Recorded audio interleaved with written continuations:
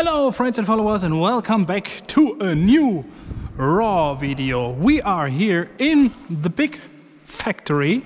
Like you can see, time-lapse has already started, and at first we want to clean up this whole area here because this is the place where we want to paint today. And when I talk about we, this is Biste. Kier is somewhere else. He's searching for a brush to clean up the floor a little bit, and now we want to clean up here so that we can paint.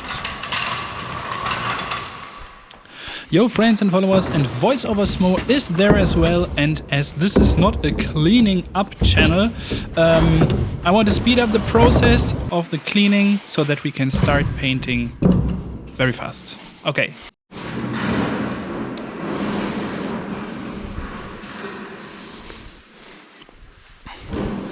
And just 10 minutes later, the whole wall is clean and prepared so that we can start with the preparing.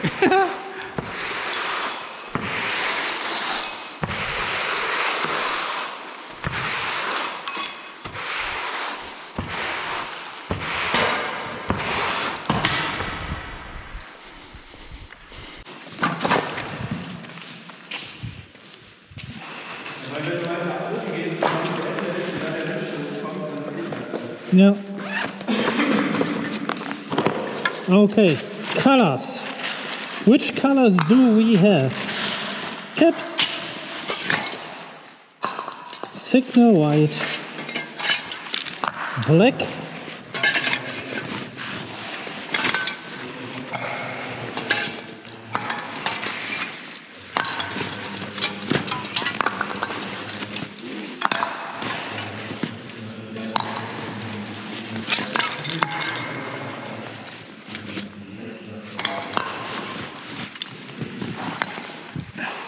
Okay, some quick words about the color composition.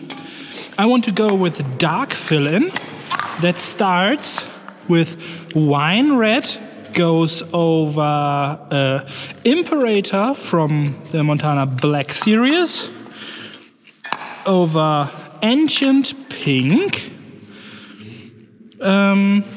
into orange. Like this is, oh no, yes. So this is a fading that is wrong at the end. I love it so much to not to stay in such a pinky tone, to go into another tone that is a little bit wrong. And this gives this fading this extra twist.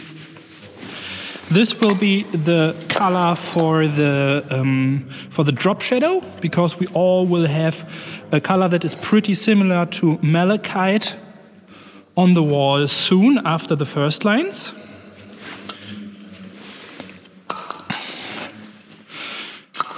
These colors are for the broken halo and the blinky stars. Outline color, outline shadow, outline color and block, little bit of block shadow, darkest block shadow. And I want to use these two for some shining cracks that are in the fill-in. I've used this effect in 2018 already, and this is one of my old YouTube videos on this metal bridge, and I just was inspired by this effect and I wanted to do pretty the same again. Probably, but we will see. This is the color composition. Yo, and because I'm an idiot, I didn't take any first line color with me, so I will go with this and white as the eraser color. I didn't prepare anything, so this will be 100% freestyle.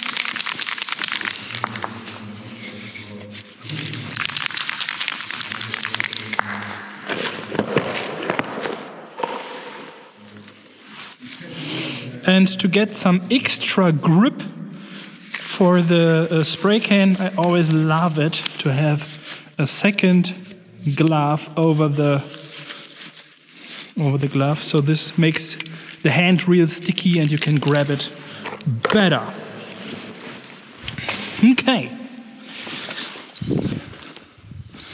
Let's see how big is the wall so that everyone has the same amount of space. 1, 2, 3, 4, 5, 6, 7, 8, 9, 10, 11, 12, 13, 14, about 15. 1, 2, 3, 4, 5. 5. 1, 2, 3, 4, 5. 1, 2, 3, 4. Put this one a little bit more to the side. This. And he gets a little bit more space too. I don't need so much space. Like this. This is absolutely enough for me. I don't need so much space. Okay.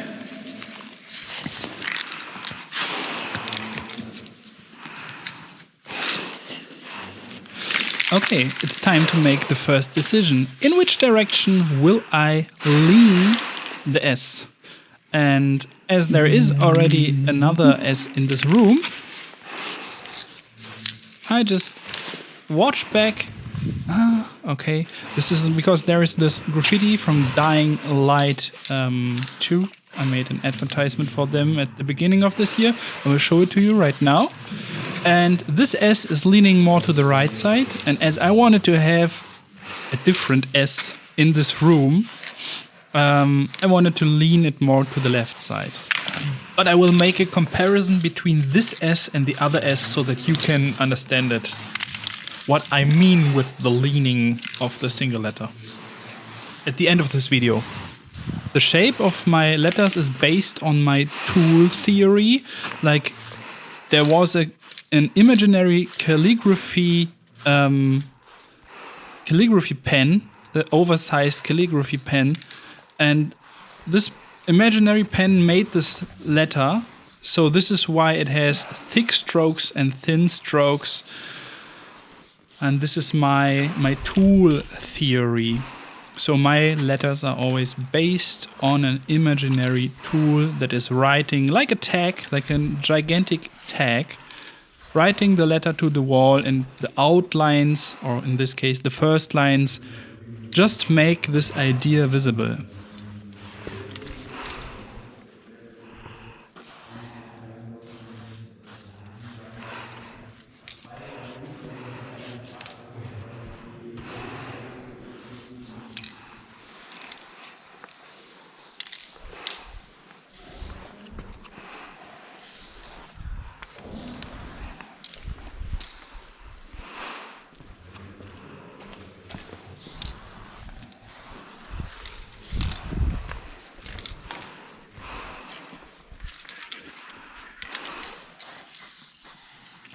So, and there you can see me using the eraser can the first time to erase some of the lines that won't be visible at the end. Like where the serif of the S is melting with the middle part, the thin middle part of the S.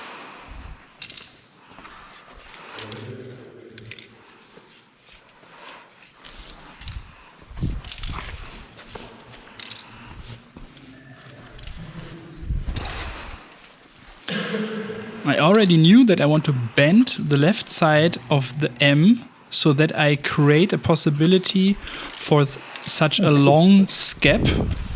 And this is a single connected extra bar with a super long thin connection between the extra bar and the left side of the M.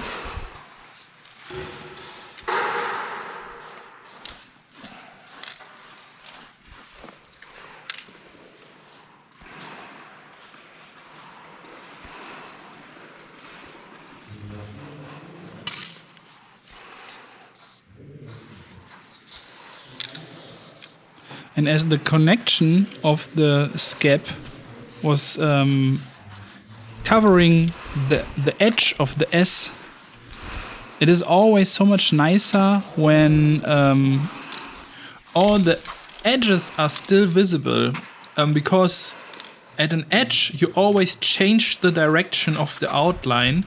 When you cover a straight line, it doesn't matter, but if you cover edges, it always decreases the readability of the letters.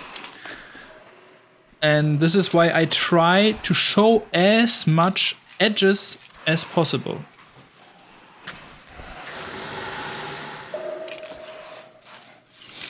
Over there, the S and the M are slicing with each other.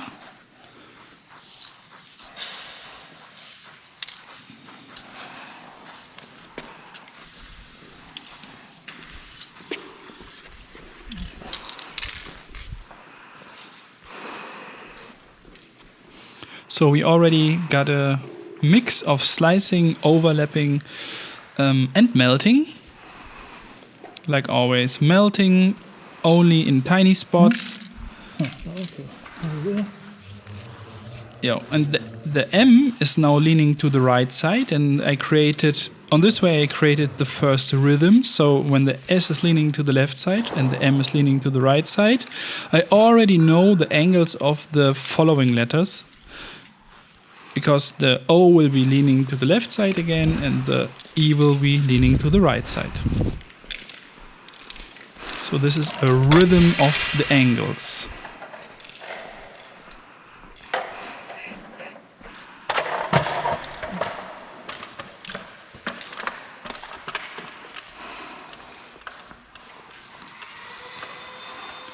The S already got such an ending, and now the M got such an ending too.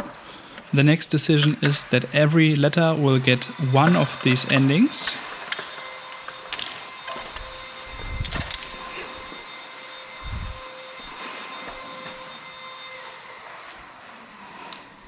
And you can hear Kier in the background. He's making tryouts with this spray gun that Doak presented us, I think, 8 weeks or 10 weeks ago. And I bought it, Kier bought it, and you will see it in action in this video as well. It's really, really dope. When you managed it to get the right consistency for the color, then it is. You can fill the whole background of this whole wall with just 1.5 liter of bucket paint. It's insane. And Kier is doing SK tags.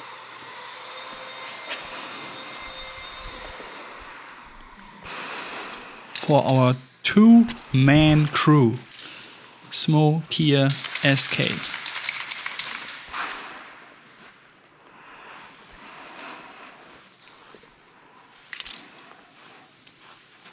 I really love to work with these section lines, and over here the section line will divide this lid-shaped part of the scap, and I will put it a little bit down so that we got a motion in there, like it was, like the outline that I remove, and it is just a little bit going down.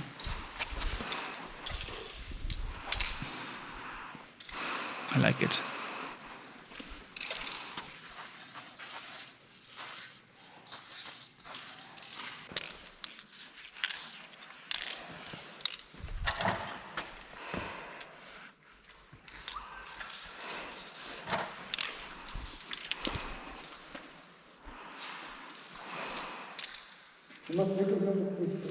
Ja, wirklich nur bis zum Strich. Kier asked me if it will really fit until to the line, if I don't need more space, and I said yes, it will really end up there, while subconsciously knowing already that I don't have enough space. And yeah, I will remove the whole M now, and this will take me another 20 minutes, but I was not in a hurry, so no problem. Just removing everything, putting the M 20 centimeters more to the left side.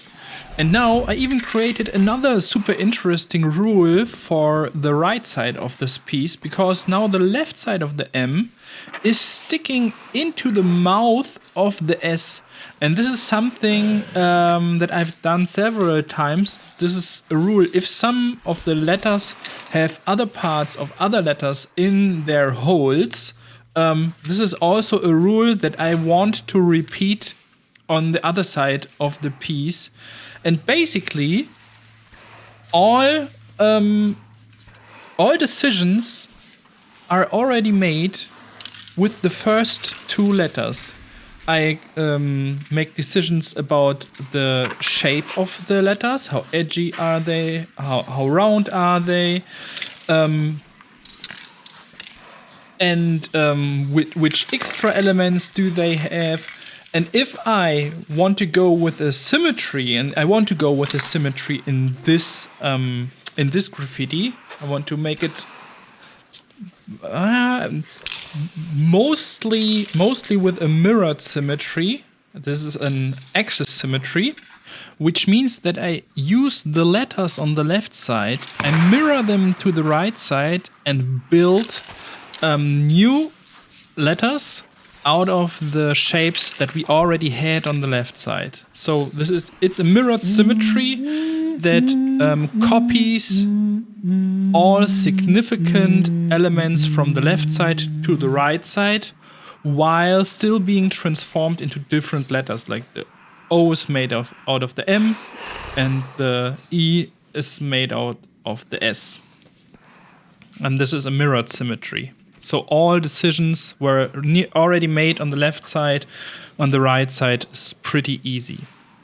But as a 100% mirrored symmetry always looks stiff as hell, I really like to make a combination out of an axis symmetry and a point symmetry. And I will show it to you and skip the rest of the first lines, because it took me another 40 minutes, and I don't want to annoy you with painting basically the same on the right side like on the left side. Yo, friends and followers, this is editing Smoe. I want to show you what in this artwork, what in this first lines is mirrored and what is not mirrored. So basically, let's go through the letters. We got the S over here. That is a little bit extended by this one. And got a little serif over there. We got the M over here. We got the O over there. And this one is basically the E that goes longer downwards over here. Everything all around is just decoration. Like we got of the end of the serif, we got this ending, which is mirrored over here. We got at the end of this top part of the M, we got this ending. It is mirrored over there. We got a lid on top of the serif of the E. And of course we got a lid on the left side as well. This is all just mirrored in the middle. Everything that's on the left side is on the right side at the same position as well. We got this long scab that is growing out of the S over here.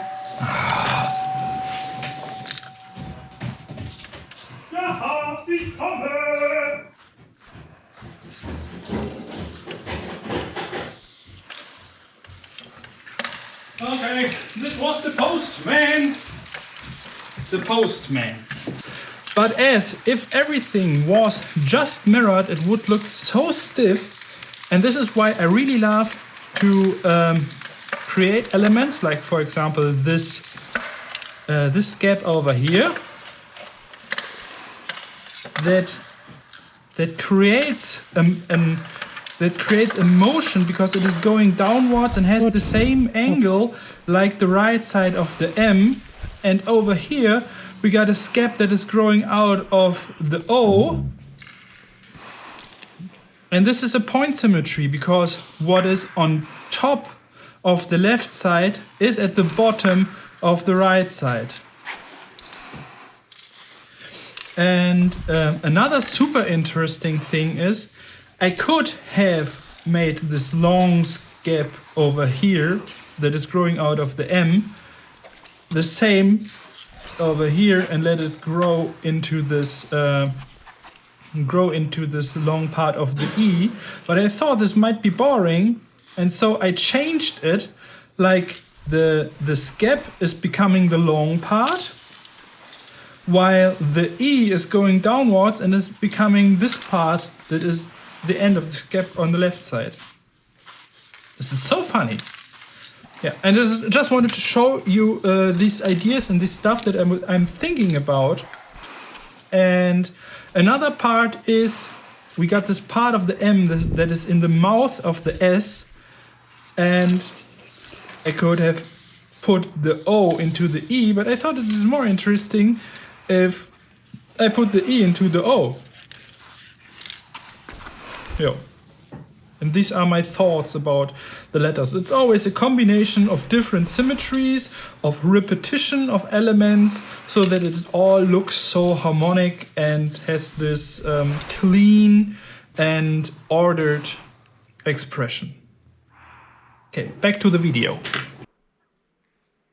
Oh, and I noticed that I made the screenshot too early. I also added this chip on top of the scap above the M, and also some chips below the O, just as a little bit as a gap filler. And this point is the vanishing point. Next decision is made. The block is facing to the direction of the vanishing point because we don't got that much space. The single graffiti pieces, they are so close together, and the easiest way to make it for me was to let all blocks face into the direction of a vanishing point, or make them all downwards or something. But if I would make them to the right side or the left side, I would always get in trouble with my friends. And so I decided I will make the block straight into the middle of my piece.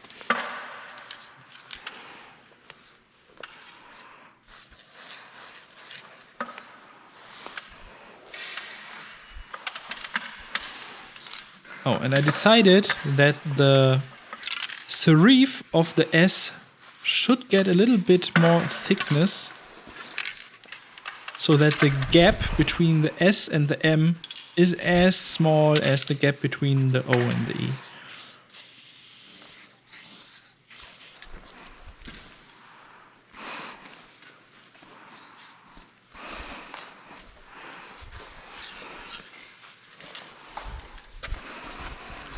The direction of the block, it is not always like 100% right.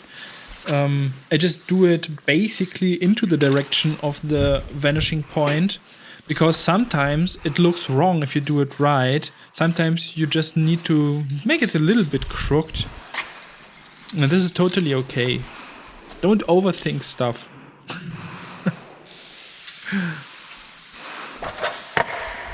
Okay. Time for the background. Time for the background. Yo, this is super interesting. So, the idea is that we want to use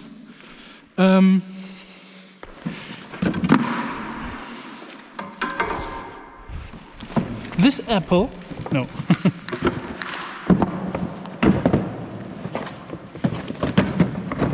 This machine, you know it from the video from Dog. Is it still running? It is running. Good. Is it charging?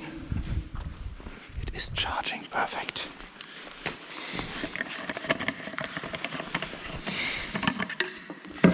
So this machine I have prepared 5 liters of already filtered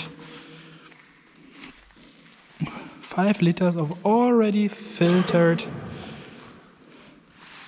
I think we can do it like this. Primer.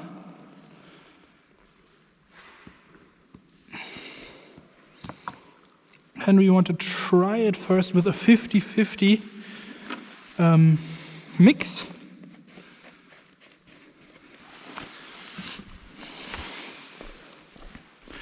Let's put a little bit of water in it.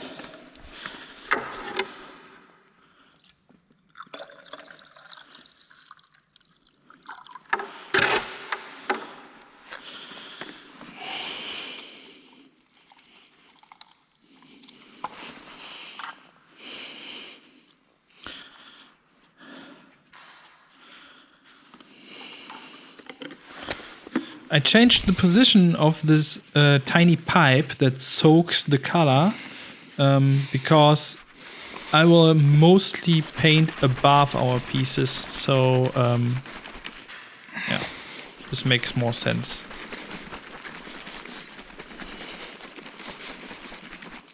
Background color.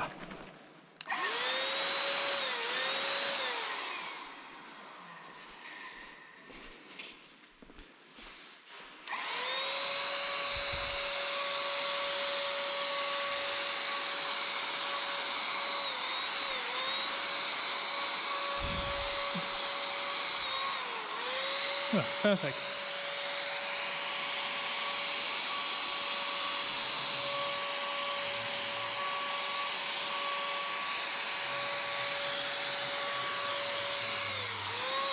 And like you can see, the layer is extremely thin, and the primer that we put on the wall is mixed with 50% with water. So yeah, you don't waste a lot of color because you don't make such a thick layer, and it is pretty fast. Okay, the sound is annoying. I have to admit that the sound is really annoying, and it is not cool. And this thing is heavy, especially when you're painting above the pieces. But we'll add 2 coats, so it does not have to cover that well. Now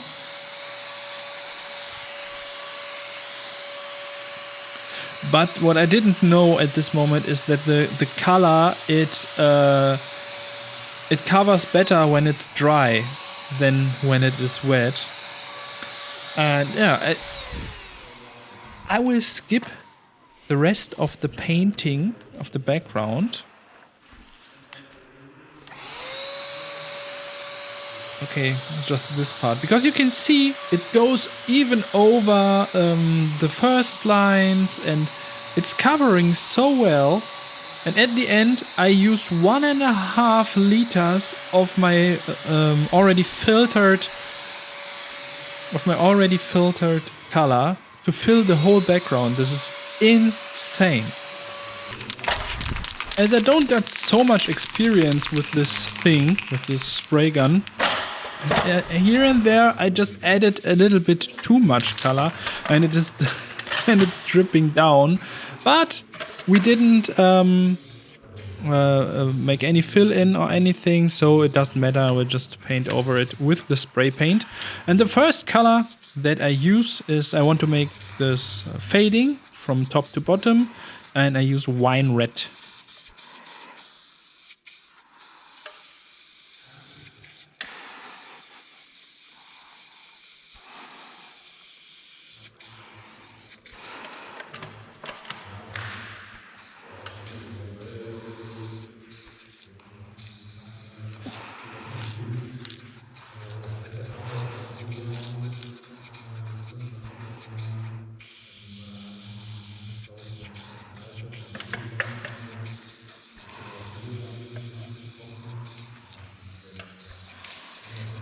And even if the spray paint is sponsored by Montana Cans, I just can't waste cans, and I just don't like it to make a proper fill-in.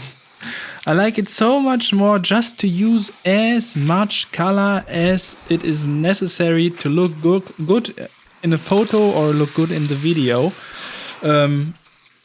Because this is what I make the artworks. This is why I paint my graffiti. I never paint for the process. I always paint for having another piece in my collection. And it is not necessary to be that super clean when you're standing in front of it in real life, in my opinion.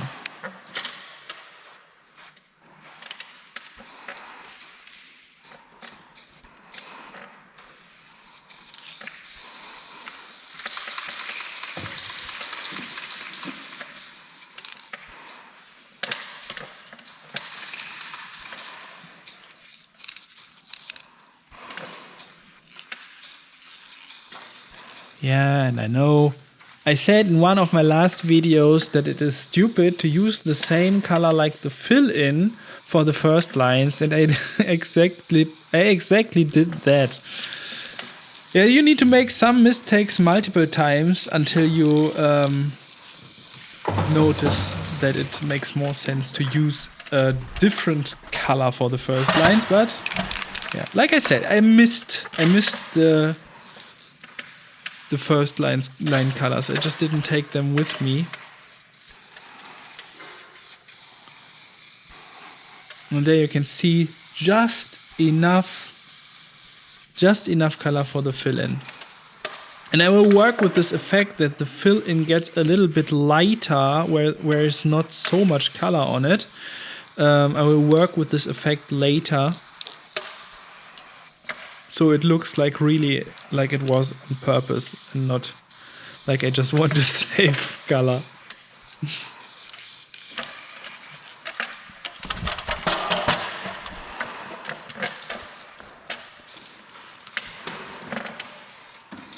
But even if I'm a pretty strong guy, I noticed it that I was using the spray gun for the background, holding it up and painting above the pieces. It is like a shoulder workout. I really noticed it in my shoulders, and it had an influence on the whole piece.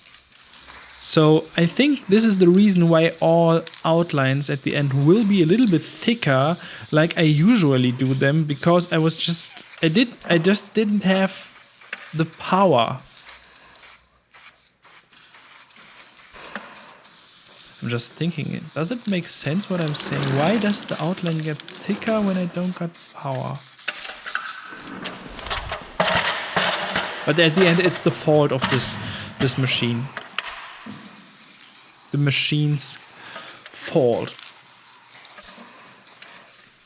And if you might have noticed that there is a tiny black dot in the right corner.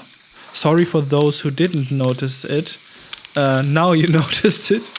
Yeah, the spray gun made one drip directly on the lens of the GoPro, and this is why there is always this little bit of this dark point that is jumping around because of the video stabilization. But I decided that I will make this video anyways and try to load it up with as much valuable information as possible. Yo, next color. Imperator from the Montana Black series.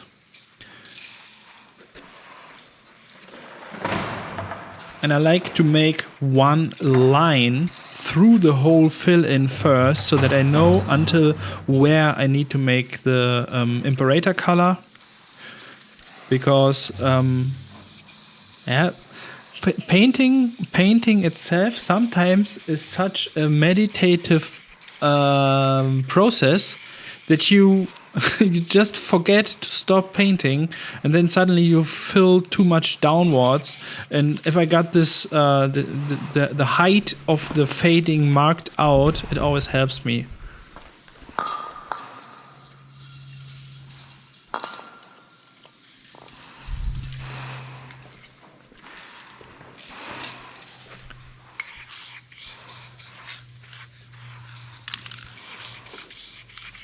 And this is interesting because I use the wine red again and go even a little bit more down than the fading should have been.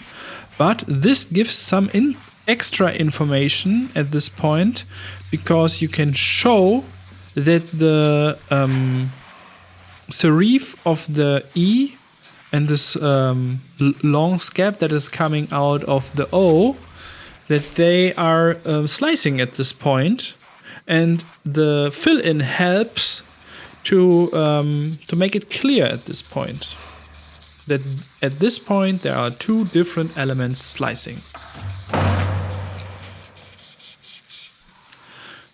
And the imperator color is not covering that well.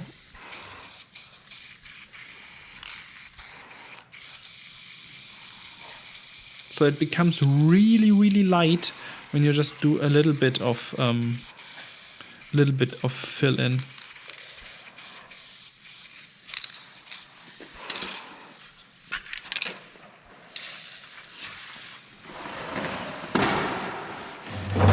And I directly add the shadow, the cast shadow.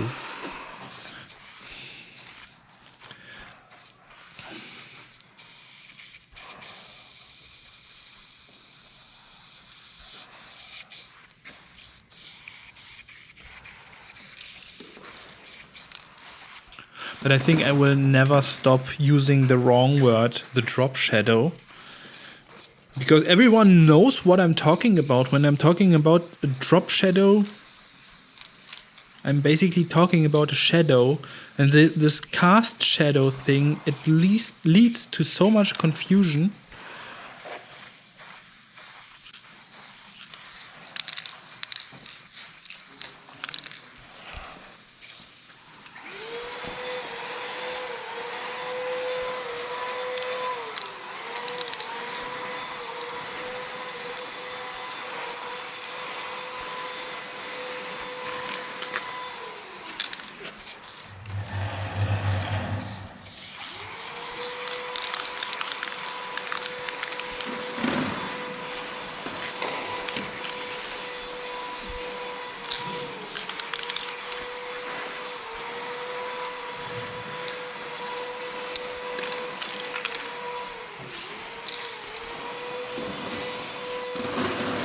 And to show that the M is slicing with the O as well, I make the M a little bit darker, so basically the same like the E and the scab of the O.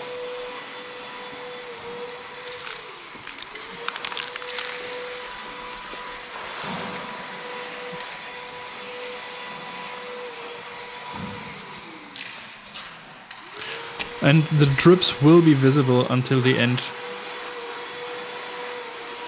But it doesn't matter.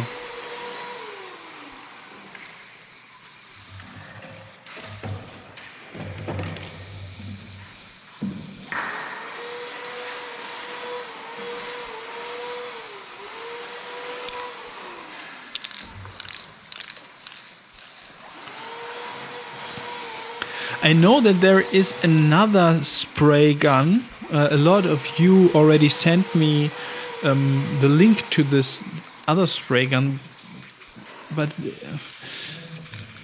the gun that we have, it is like 35 euros, and there is a professional version of it. I just forgot the name, and it is 650 euros, and you don't need to make the bucket paint thinner or anything. You can just use it directly. I will just search it. One second.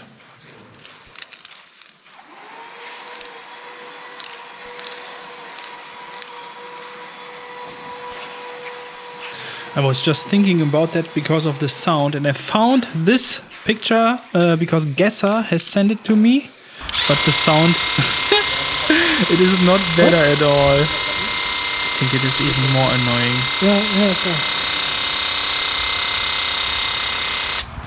But the covering is definitely better. The covering is definitely better. But I don't know if I want to invest 650 euros for such a stupid spray gun.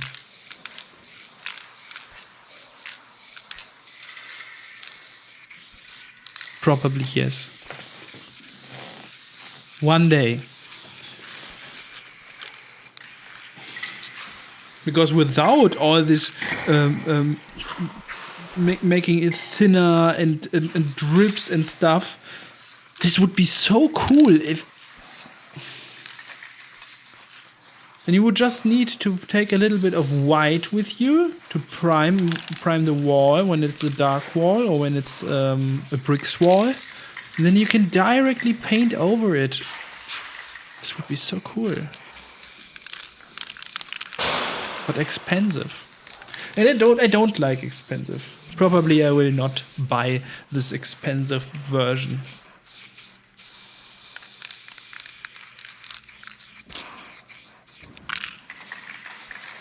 But it would be cool. Oh, and finally we come to an end with Imperator.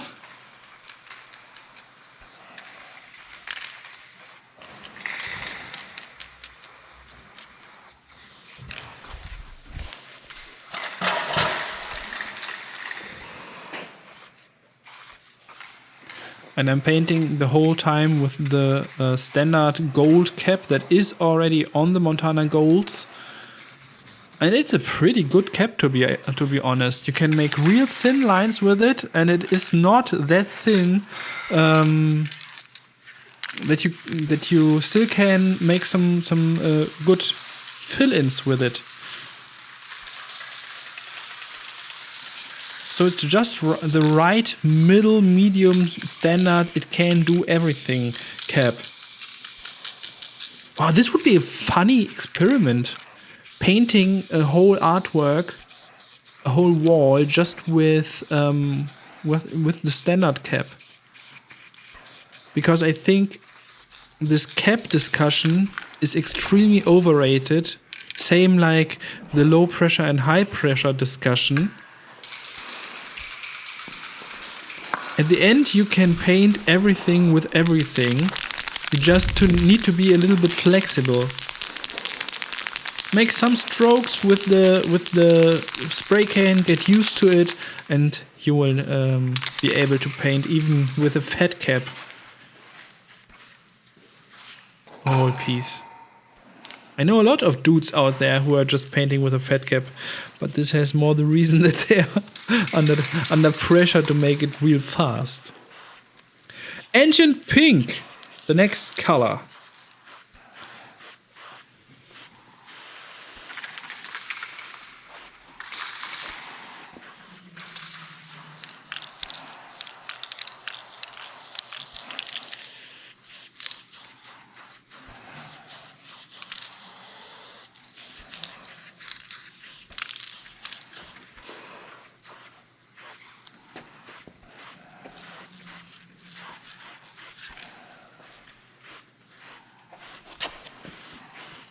Okay, I'm a little bit annoyed of the filling. I will skip the Ancient Pink and we will continue with orange.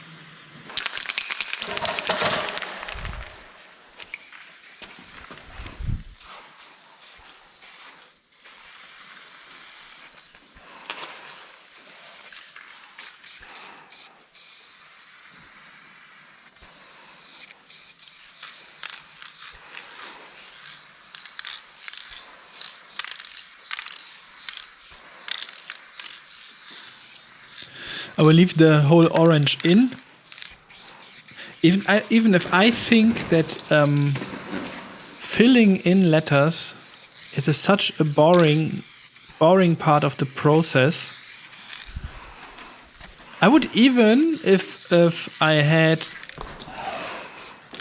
a helper would make always the fill-in for me, I would give it away to others. Just do the fill-in for me. But it's part of the process, and a piece without a fill-in always looks stupid. Except it is a white only fill-in. White only is so beautiful as well. Oh, I will put that on my list. I will do it soon. Just black and white. Just black and white and pure style. Just style. Oh, this is black and white style.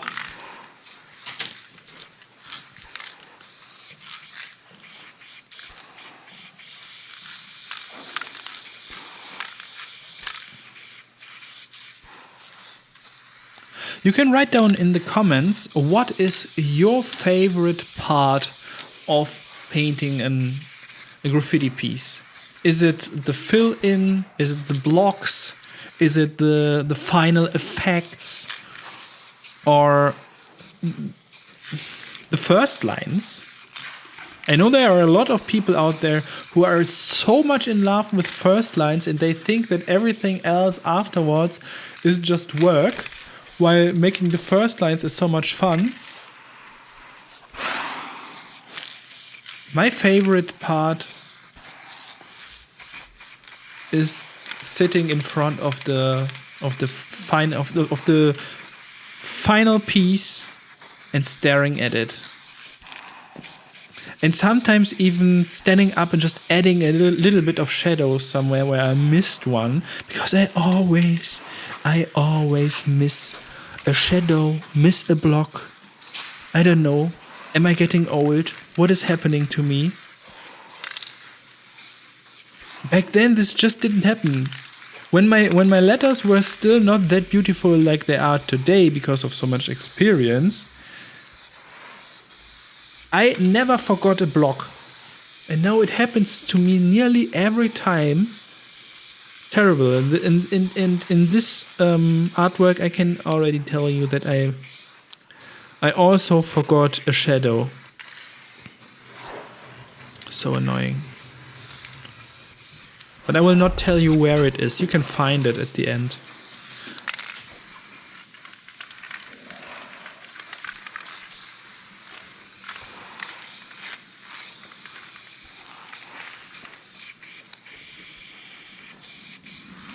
And the orange is not that shiny like it is on the screen right now.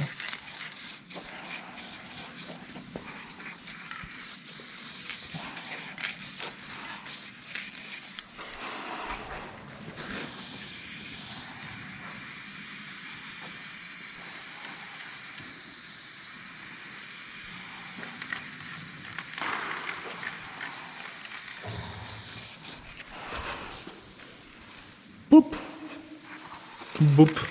Boop. Boop.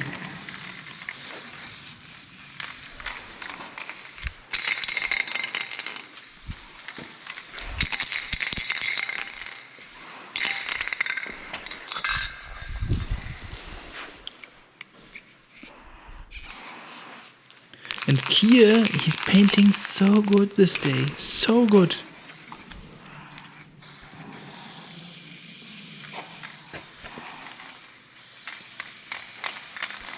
Biste also, but I don't paint that often with Biste, and I don't got all his pieces that he has done in the last months in my head, so I can't say how much improvement he made this day, or if this was a pretty good or a pretty bad Biste style. But I paint so many years already with Kier. We paint together since 2006, and I know the whole improvement of his letters and all the struggles. And what? I use a fat cap. Okay, this is the level 6 fat cap. I use a fat cap for the fading, because you can make fading real good with a fat cap from a bigger distance.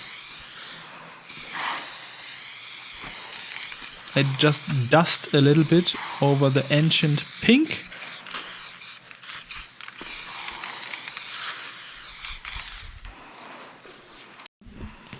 And we continue with Litchi. Finally, beautiful outlines after 50 minutes. Real time 2 hours or something.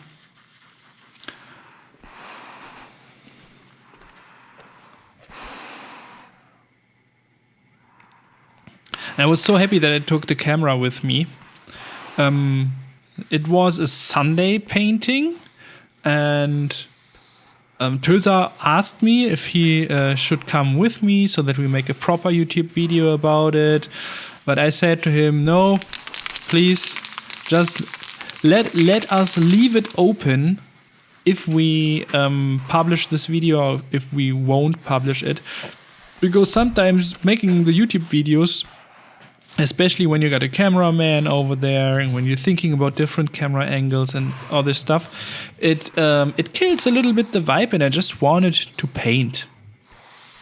And having a camera on the head is no work at all. Because if I use the footage afterwards or if I delete it, it has no influence on anything. Only changing the batteries 4 times a day. This is sometimes a break, but you can always combine it with drinking some beer, having a talk, changing the battery.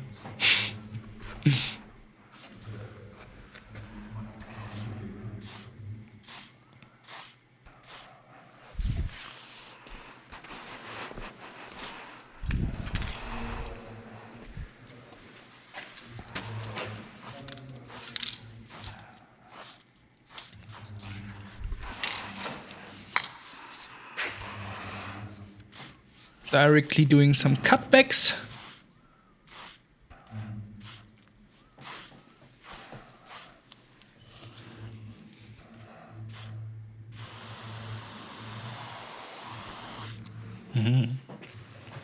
What a beautiful outline.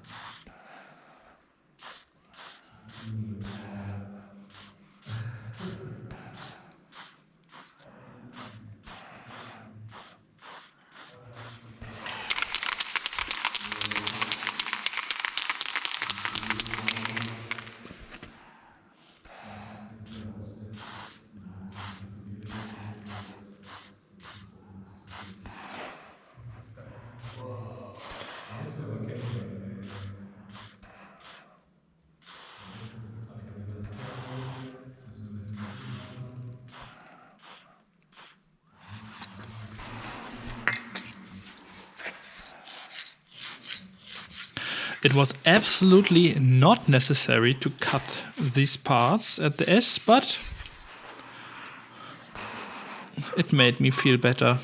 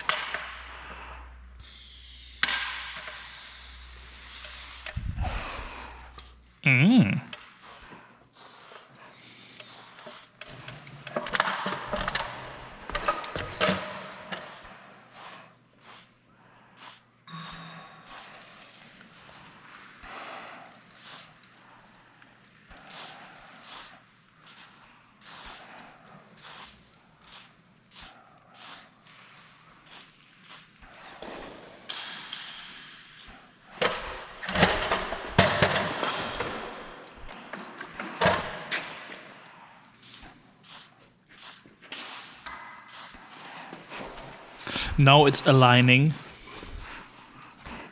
so that you can really see that the M is going into the S.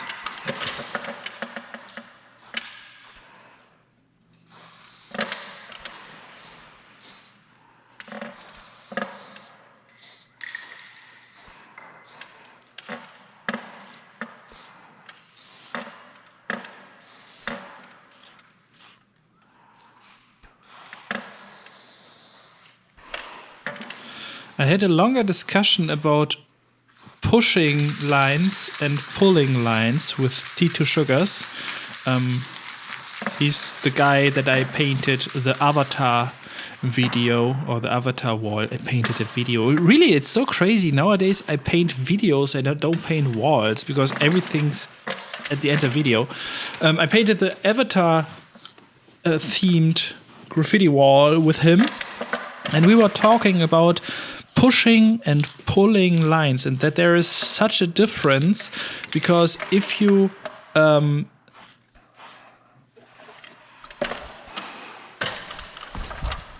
because the beginning of a line and the ending of a line are always different. The ending of a line is always like getting pointy, getting sharp at the end, while the beginning of a line always is like such a blob. There's always this little blob coming out of the spray paint before it, because there's some leftover spray paint in the nozzle, and I think it needs some kind of a speed to create a perfect line.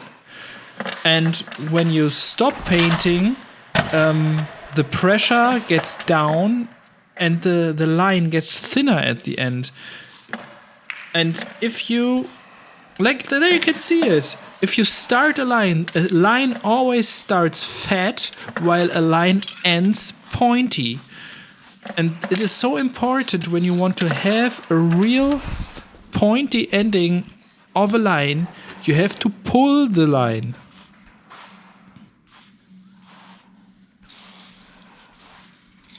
And not push the line. Pulling and pushing lines. Tiny difference, but especially when you're painting grass, for example, it is really hard to paint good grass when you push the lines. You always need to pull the lines. Start at the bottom of the grass and pull the line upwards.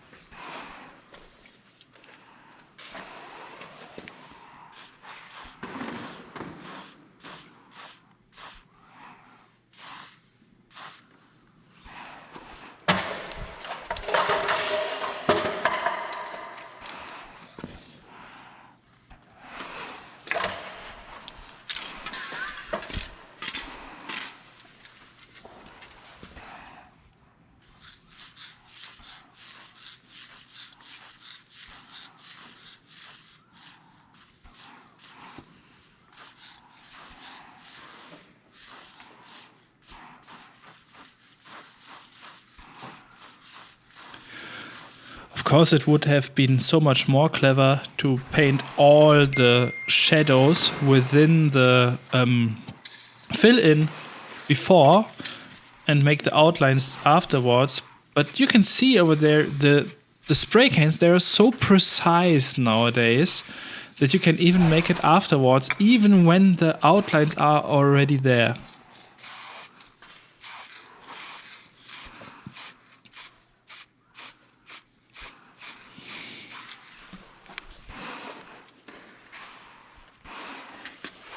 But now I decided to make the shadows everywhere. And I do the shadows in the imperator color in wine red. And in orange and dusty pink, I do them in imperator. So I use only imperator and wine red for the shadows.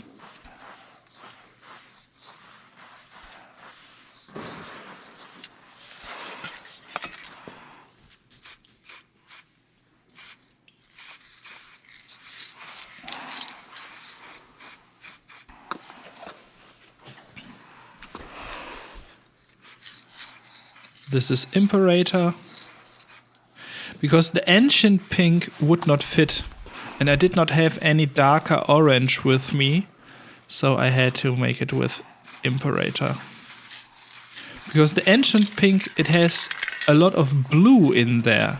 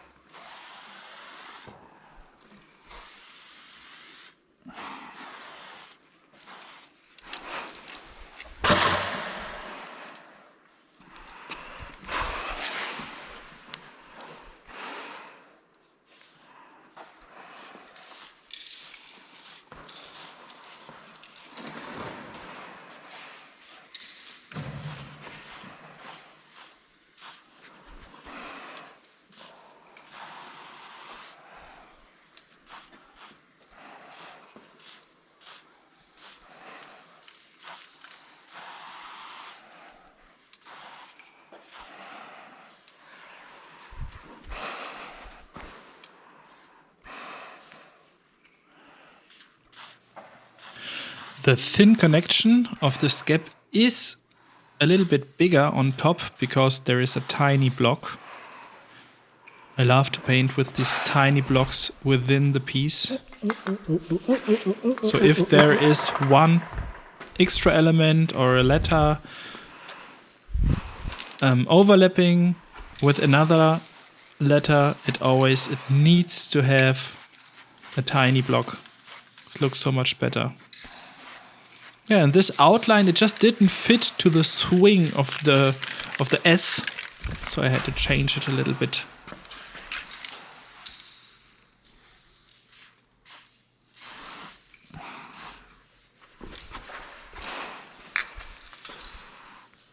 Oh, it's better. Oh, critical painting Smoe says it's okay. No, it's good. Come on.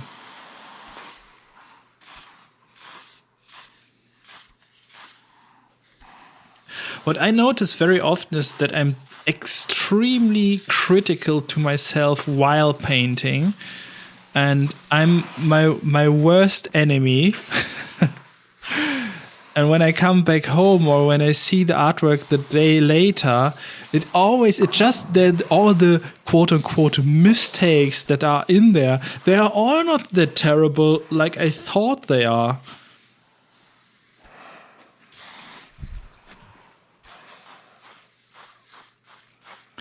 Oh, and during the voiceover, multitasking Smoe was writing some messages with T2 Sugars, and he is editing his video with his kids together. This is so funny. I'm so happy that my kids are bigger now, that I can edit and they can take care of themselves. I don't have to run after them so that they don't eat soap or something. Oh, and I'm talking about the Avatar video, of course. He is editing the Avatar video too. I have already finished it.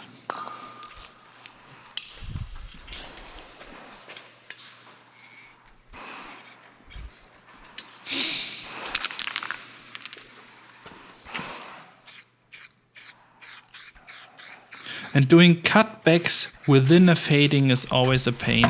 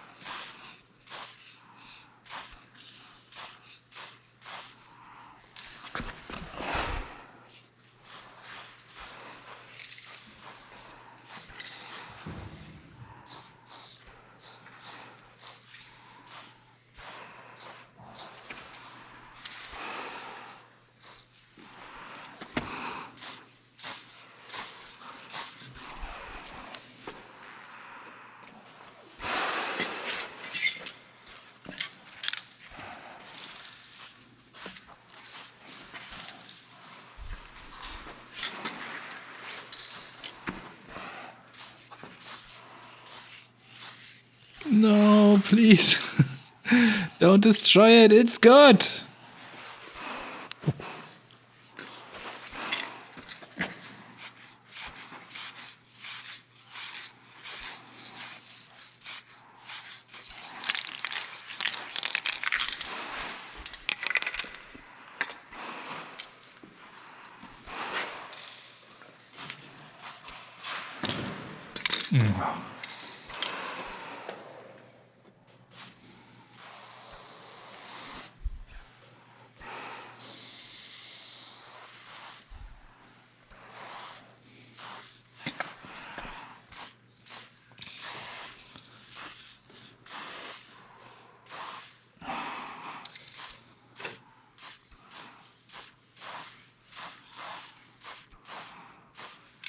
I hear it very often that I don't paint that beautiful outlines, but especially this piece, as it is so compressed, there are no so many long outlines that I can paint. It's all super short stuff and super tiny details. And you can't paint all these tiny details in big motions and stuff. I said half of an hour ago that I would love to give the fill-in and also the background color. So everything that is a lot of work. I would love to give it to an employee if I had one. Or maybe THÖSER can do it when he's not recording. No, just joking. And but the outlines, it is just not possible to give the outlines to anyone else because there's so much knowledge about the letters in it. And if they are just a centimeter in the wrong position, it looks terrible. It looks so terrible. Just recently, someone sent me another byte because all over the world we are living in the internet and everyone is connected and people love it to send me artworks that they found that are copied from my letters. And I don't talk about inspiration. There is no problem with inspiration and there is no problem with copying, in my opinion, too. But when I see them, it is always such a pain. I will show it to you right now. This is so funny. Do you remember this piece? This is the first wall that I painted together with Moan. And someone from, I think, Saudi Arabia copied it. And it looks like if it was a little bit melted in the sun, or it's everything just slightly wrong. It's a brilliant copy, really. I think they have used a projector or something, but it's like, oh, it's so terrible. I just can't look at it. It looks just ugly. Ugly. When I see details like the nose of the E or the arrows, and this is why I'm not that afraid that anyone copies me. I had a long conversation about biting and stuff in a German graffiti podcast. I love graffiti podcast. And back then I said that I can't influence it, that people are doing it, because when I think these Saudi graffiti dudes, they don't even know me properly. They just copy this stuff. They found something in the internet. They thought, okay, this is nice, and they copied it. And I can't. What should I do against it? And why should I do something against it? So if they painted this over there, okay, I have to live with it because I shared my stuff in the internet. And sharing means for me that I really share it. When I share my knowledge, like I do in this video, of course, I have the risk that somebody understands what I'm saying over here and uses my knowledge for their own artworks. But I would not share it if this was a risk for me. It is not a risk. I just love to share it because I would have loved to have somebody who makes these videos that I make now for me, so that I can learn and of course use this knowledge. And back then in the podcast, I said that for me it is okay, and at the end I accept it because I can't do anything against it anyways, and I allow it. But I would be more happy to see if people create something unique or with their own style.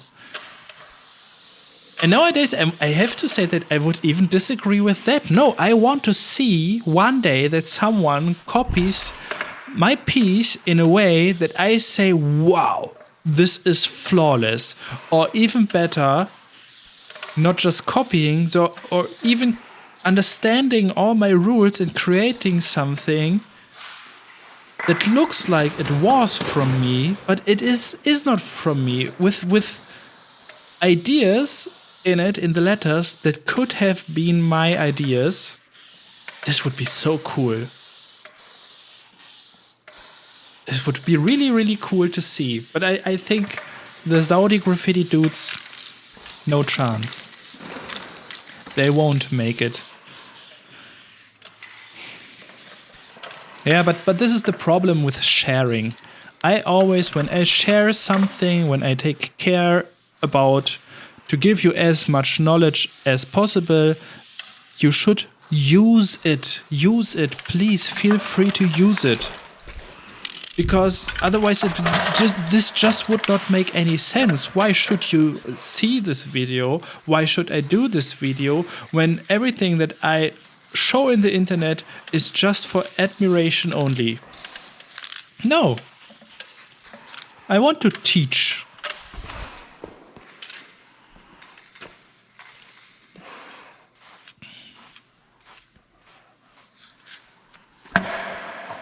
Well, this was my little spider story. I don't know why I came to the spider thing at this moment, but let's just continue. There are still some outlines waiting for us.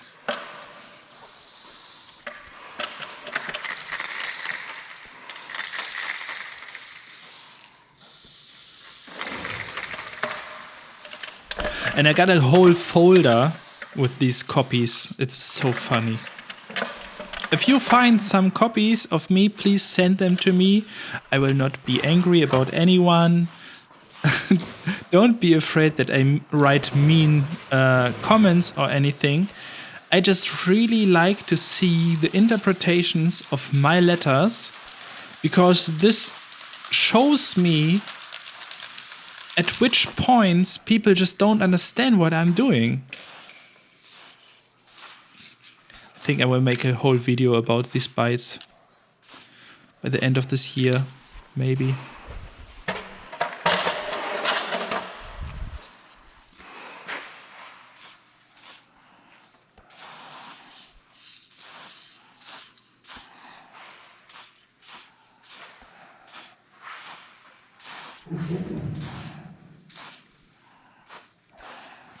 The only thing, when people are copying my letters and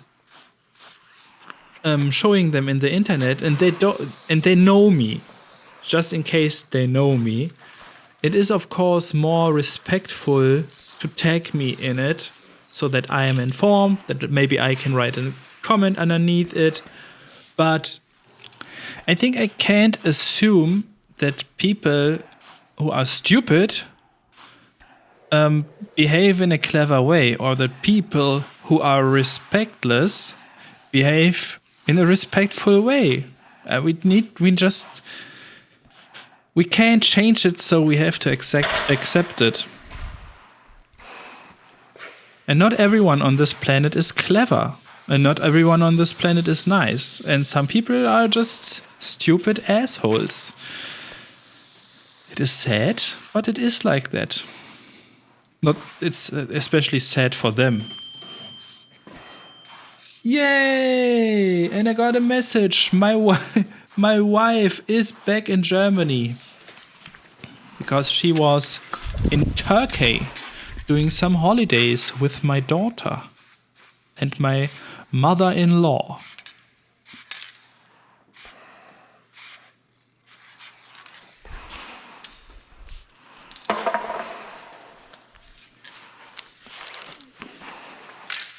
I think I said this at the beginning of this video already. However.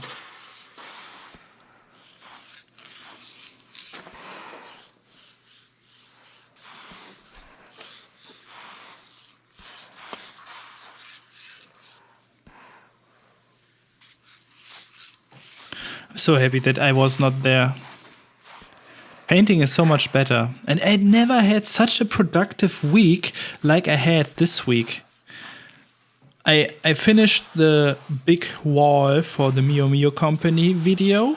I finished the avatar video. I painted this wall And I finished the editing, hopefully. We will see if I finish it. But I think so.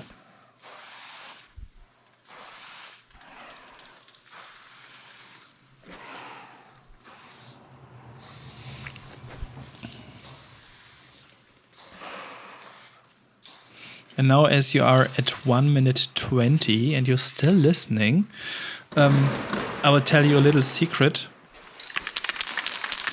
I try to test it for some months to be a full-time YouTuber and only do projects that I want to paint, that I want to make. No commissions. Of course, I will paint some canvases because money needs to come from somewhere, but I will just try it. I will just try it because this YouTube thing, it was all the time. I was just doing it at the evenings. I was doing it at the weekends. I was doing it at my free time, quote unquote. And I always had to work to be able to make to work. I had to paint commissions to be able to make to afford the YouTube time. And I will just try it. Because there is already some money coming in from the advertisements, and it's super funny that especially these videos right now, the raw videos, they're really well paid from YouTube. They are like double. I get nearly the double for such a video like I get for an edited video that is just 15 minutes long. Probably because of the watch time, or I don't know. I really need to figure all this algorithm stuff and everything out. But I want to try it. And this is why I have so much editing time. Because I painted my last commission, and the next weeks everything that I will do is just painting graffiti walls and make some of them as prints, maybe, when the design is so cool that I think this could be a print. Or maybe do some advertisements for companies that I like. But it is pretty hard because I say no to so many companies. And sometimes it's really crazy what they offer. Really, really crazy. Once there was this casino company, and they were offering me an amount of money that I earn in 3 months just for a 30 seconds integration and telling that I like casino so much. But I just didn't do it. It's like I can't do it. Or another, there was one company asking me, an investment bank, and I should suggest you to invest money over there. It's crazy. And hair transplantation. Why do so many doctors write me messages that I should get a hair transplantation for free and make a video about it? But I have so many hair still. But it's getting less. But I don't care. I don't need hair for painting. Only for the protection of the neck when you're painting in the sun.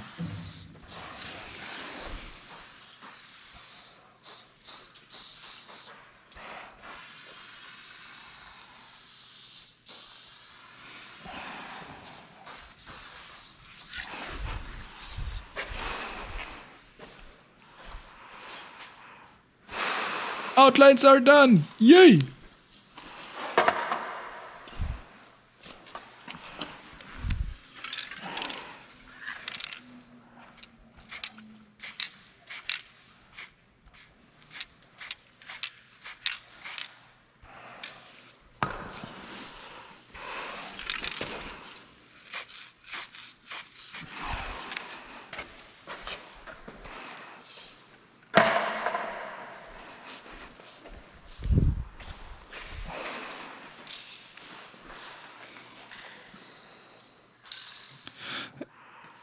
And it's funny because we all took just random colors with us. And Biste has such a violet fill-in, and Kia has such a violet fill-in. And they both work with a dark outline. And so it looks like if this was a concept, just a little bit, but... Time for the tiny pink stencil cap. Doing all the super thin section lines and the dead lines.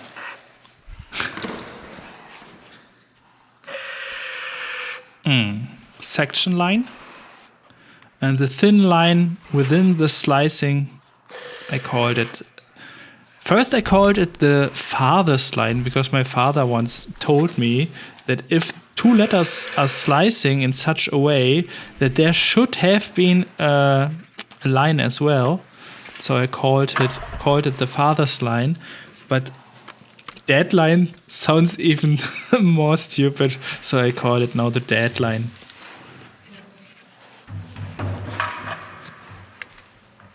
And only section lines and dead lines are that thin.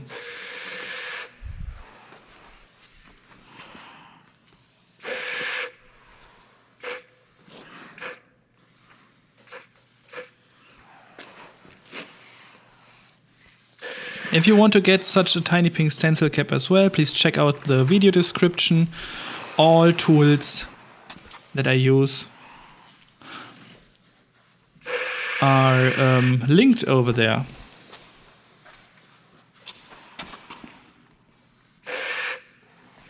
Oh, and I need to get such an affiliate link for Amazon. This would be cool. I'll write that down. Now, as a professional YouTuber, I need affiliate links. Amazon.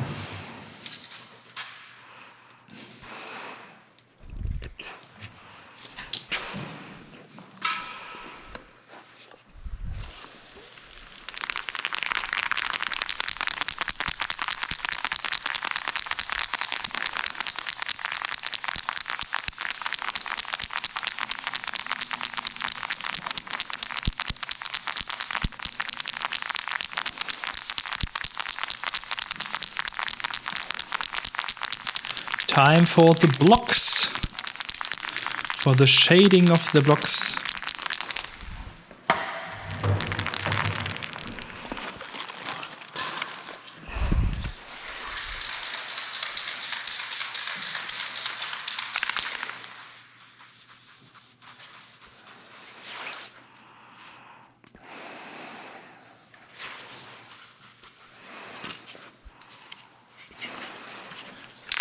With Bazooka Joe and Rusto Coat.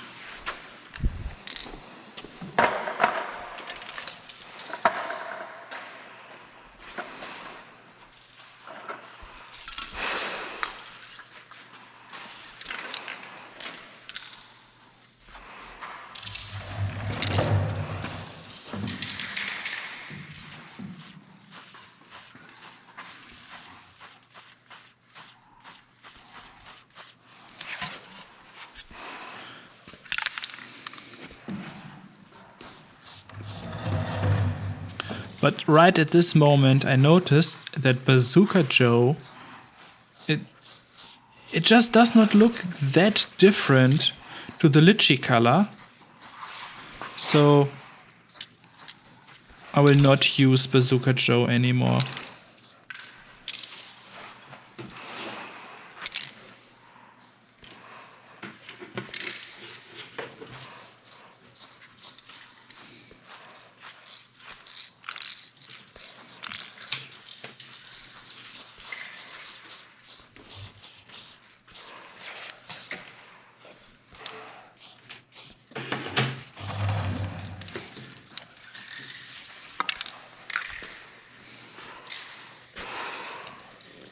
As usual, holes are dark at the end, so all my blocks will get darker the deeper they are.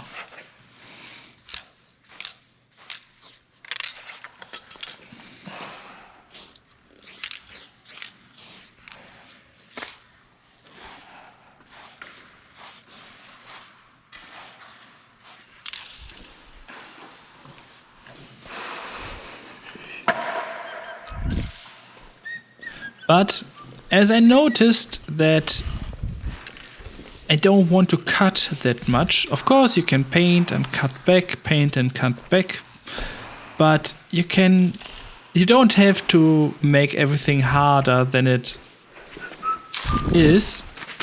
And so I'm searching for a little piece of cardboard.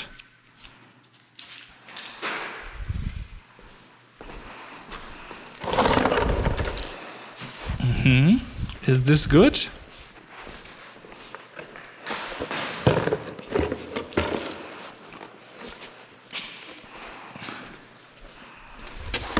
This is good.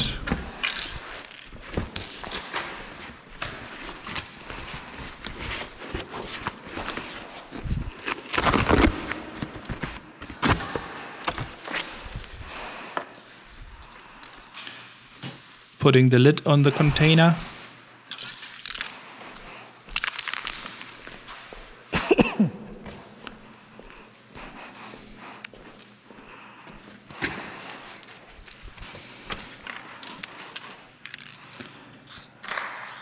No, now we took in. Yeah.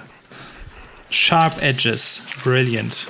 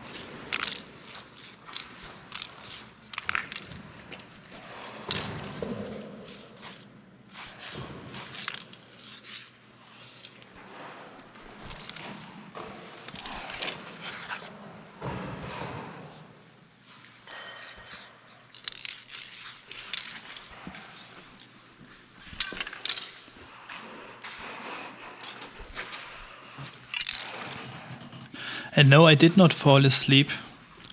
I just can't say anything else to it. It's just always holes are dark at the end.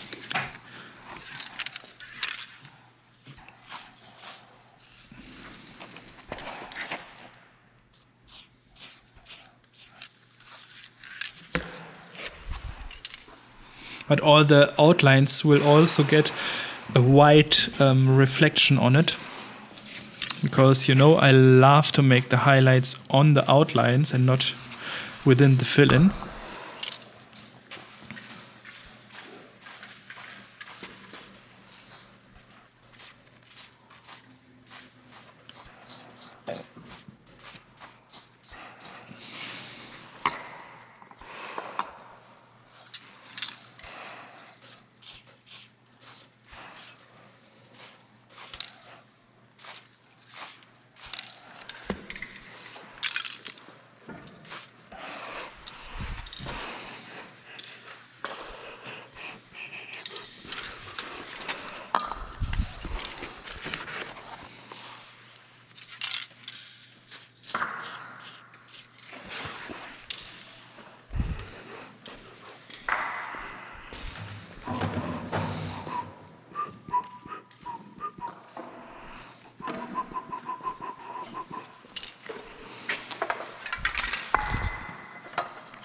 I really like to see my artwork in a smaller scale on the time-lapse telephone,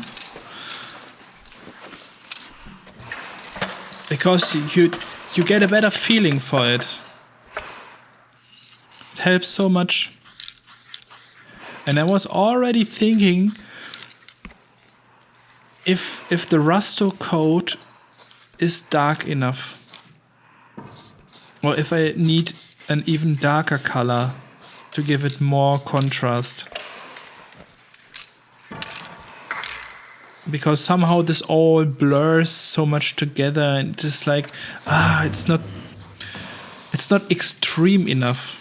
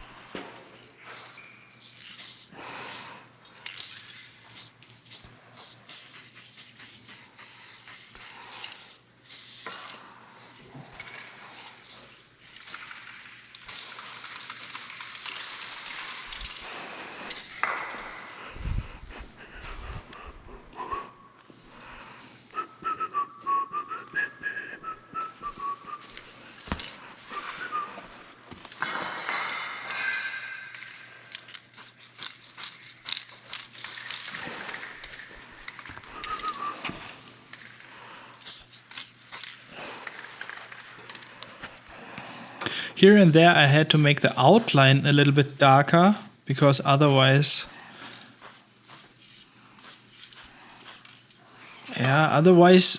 at this point, for example, it looked like if the S and the M had the same outline, and you can divide them just with a tiny little bit of shadow color over it.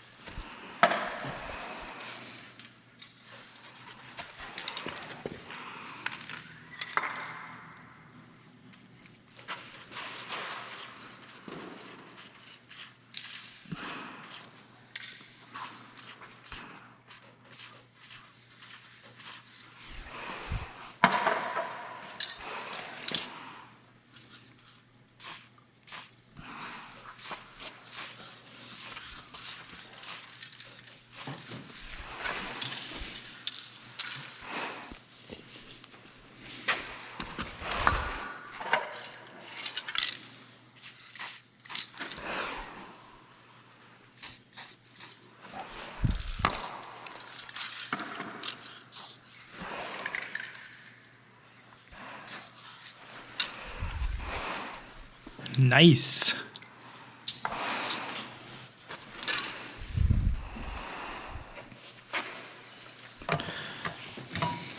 And if you see the background color, it is when it gets dry, it gets so much lighter.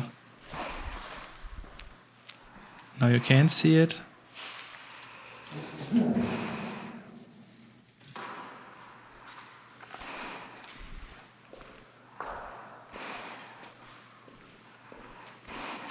Now you can see it. All the lighter spots of the background color are already dry.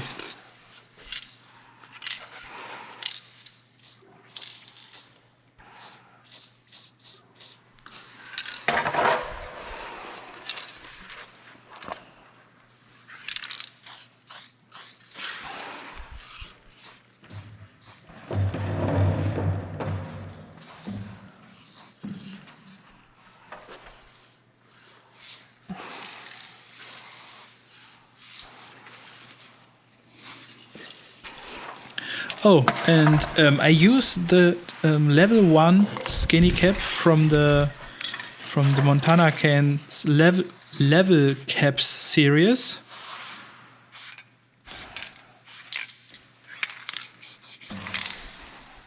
But recently I'm changing back to my old favorite outline cap, and this is the McClaim skinny cap. I just think it's not that aggressive. There's just a little bit of less color coming out of it. And this makes the tiny difference. The McClaim cap. I really like it.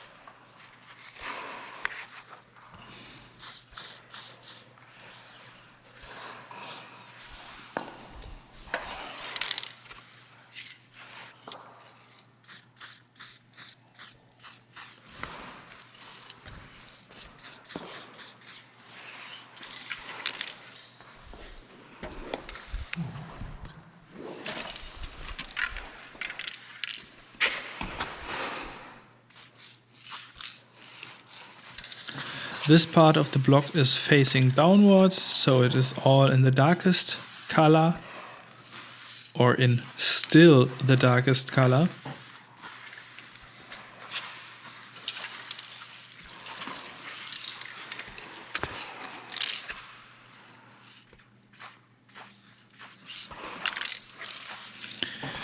I could make the which colors do I use, and these shots, I could make them at the end and just pretend that I'm always in full control of everything that I do and that I can make all the decisions beforehand.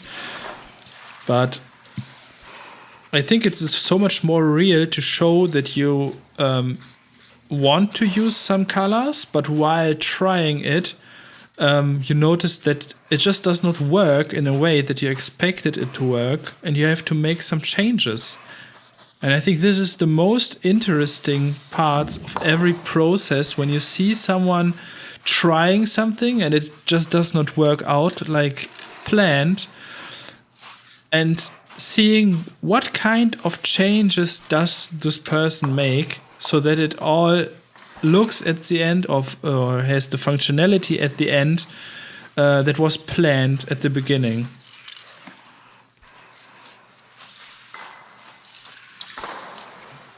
And I already know why I had the feeling that the shadow color is not dark enough. And this feeling comes because I had to squeeze my letters so much together that all the holes are very small, and the smaller holes are, the lighter they are. A really small hole is nearly directly black, while a super wide open hole, it slightly changes the color into darker values.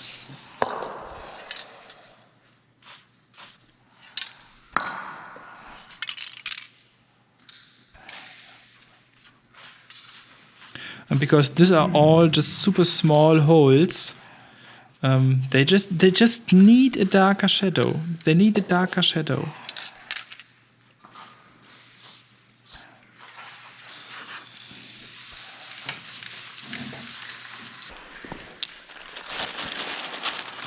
And this is why I decided to go with the wine red, the super dark wine red that I used for the first lines and also for the top part of the fading.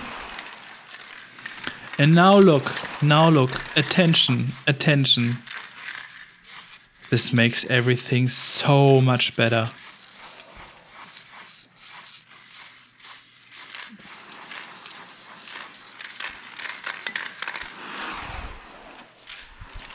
Yay! Yeah, and it makes absolutely no sense that the shadow is so much lighter in comparison to the shadow within the letters in the fill-in. So I used the wine red and add everywhere a tiny little bit of wine red.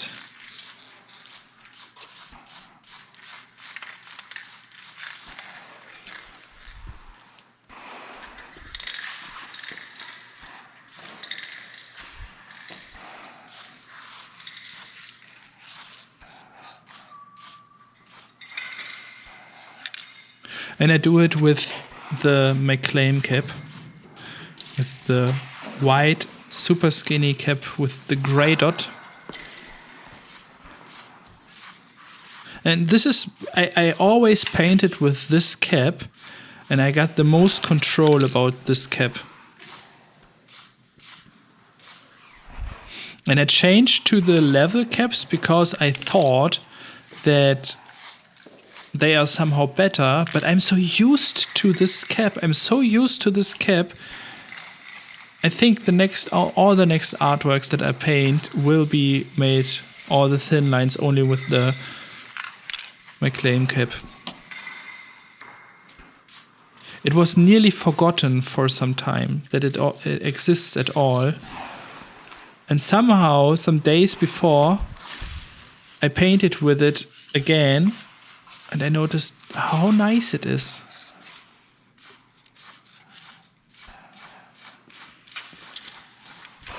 Even if the single line with the McClain cap is a little bit more blurry, but it is thinner.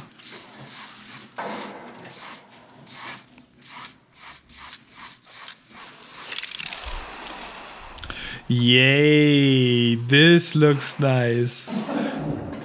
This looks nice. Now look at the right side, how boring it looks.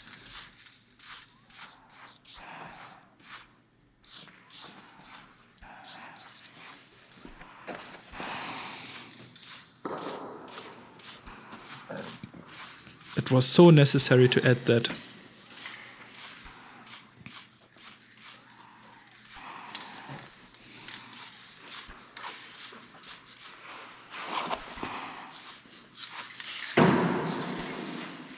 And as always, shadows don't have to be right, they just have to look right.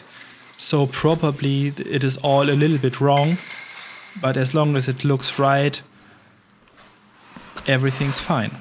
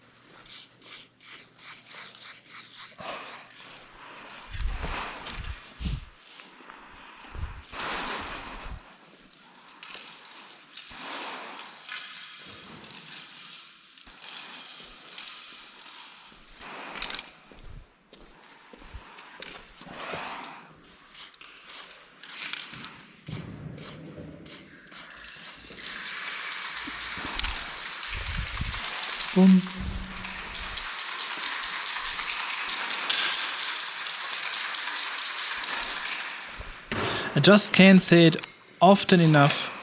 Always, from time to time, just go back and make a photo of your artwork, because it helps so much to find all these tiny flaws when you just see your piece in a smaller scale on your phone.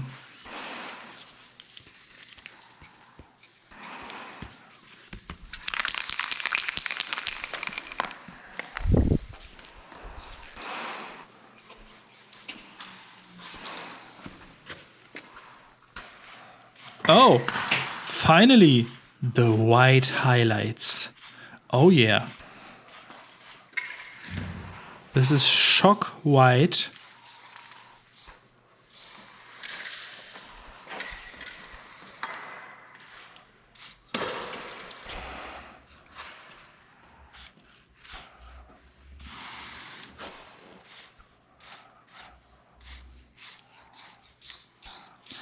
And every outline that is facing upwards and facing to the left side, they get a tiny bit of white on it. And when it starts to look down, face downwards or face to the right side, there is no there's no highlight on it anymore.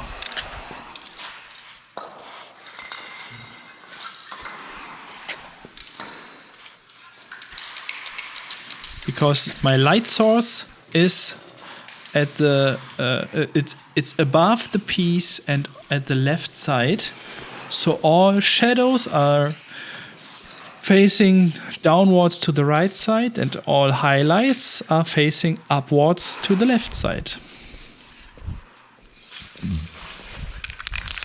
Highlights are facing into the direction of the light source and shadows are facing away from the light source.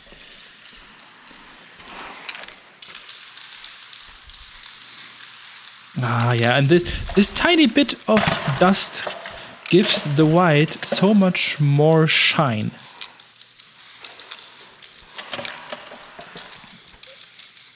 Yeah, and there is a little bit of tolerance. Yeah, sometimes I even make the highlights on the wrong side when it pleases the overall look. So, or even highlights, they don't have to be 100% right. They just have to look right.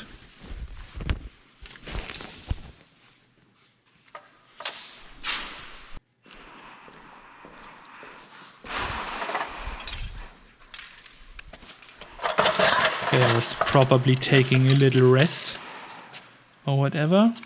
I stopped the camera.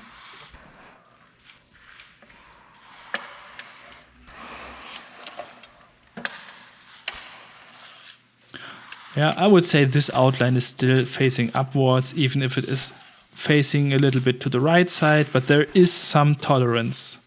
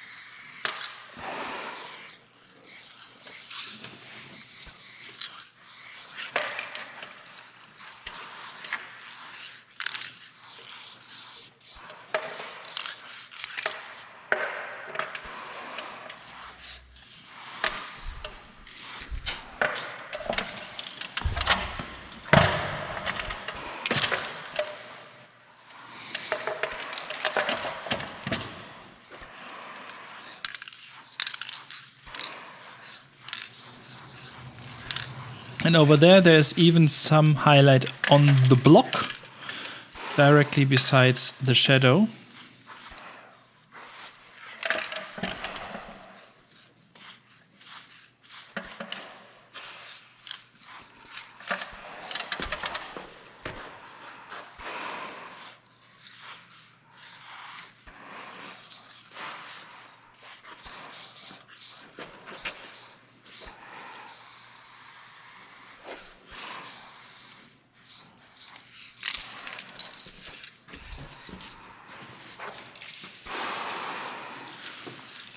Okay, now let's make a comparison between with highlights and without highlights. So this was the piece before I added the wine red, and this is with wine red and white highlights. Without, with, without, with.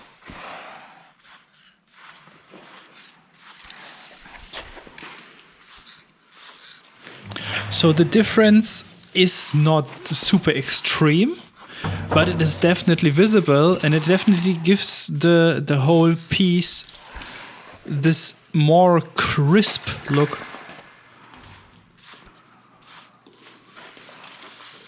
This was super interesting for myself as well, just to see the comparison.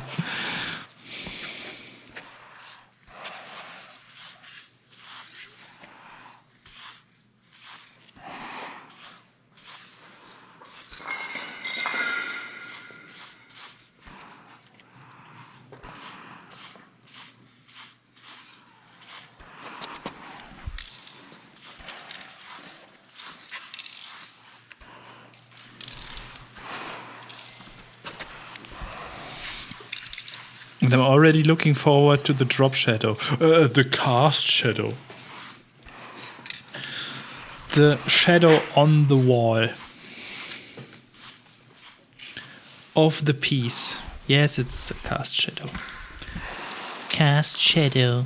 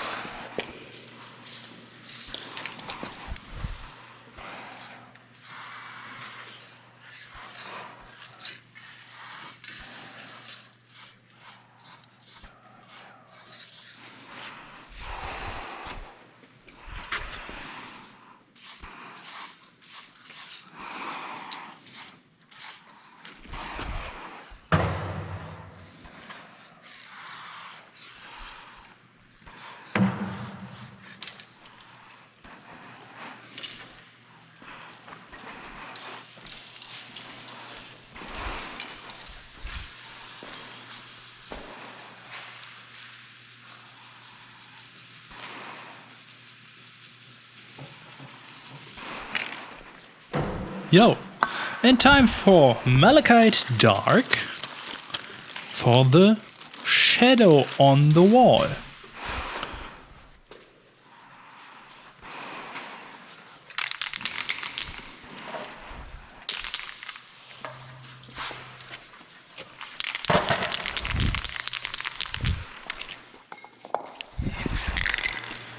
And I knew that I took one spray can with me that is nearly empty. Yeah. And of course I want to make this one empty first. So the emptiest cans have to be the first ones who are empty on the wall. Because otherwise, at the end, you have 20 nearly empty cans. And you need to have as much full cans in your storage as possible. So always use the already used cans first. Yo, the cast shadow is in a 45 degrees angle facing to the right side and facing downwards to the opposite direction of the light source. And it always starts at the point where the block touches the wall. So like this piece is mounted to the wall. There is no gap between the piece and the wall. And I need to think where the block probably touches the wall, and this is the starting point for the shadow, and I go downwards in a 45 degrees angle to the right side.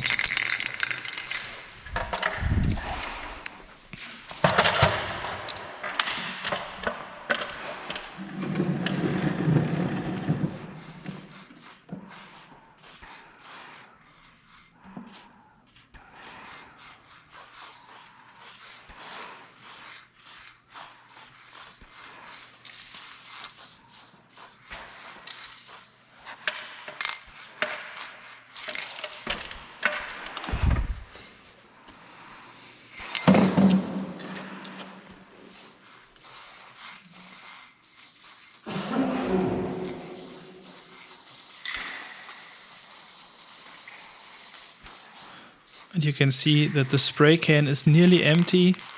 There is already just air coming out of it.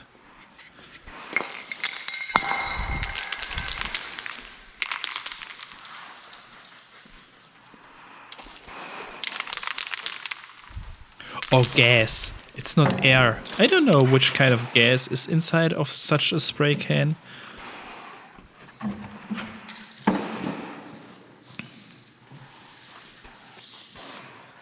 Ist der? Ja. Ja, dann will ich den nehmen.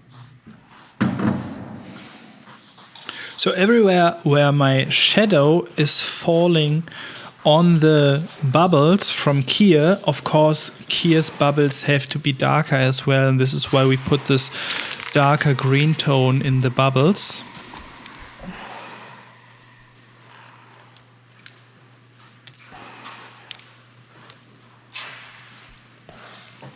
And when I was painting down on the earth, sitting there, painting the filling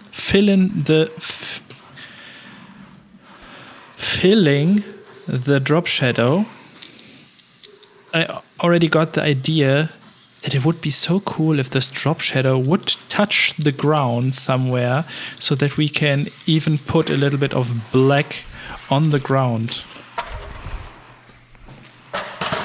I would do it. Ja, bup. Da geht so. Bup, bup, bup. Bup, bup, bup.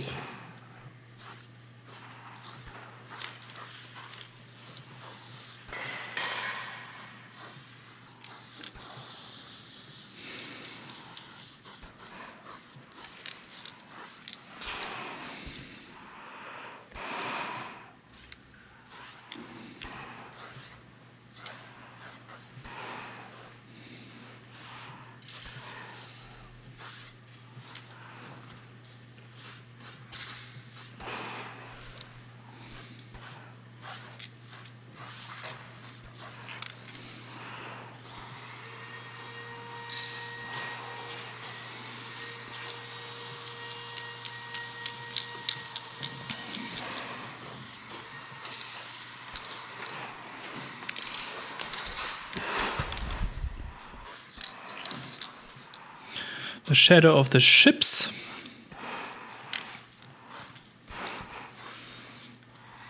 The shadow of the O.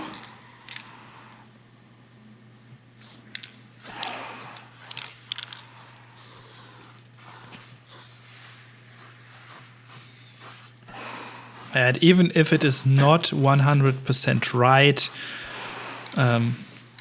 I forced the shadow now to be a little bit longer, to touch the ground.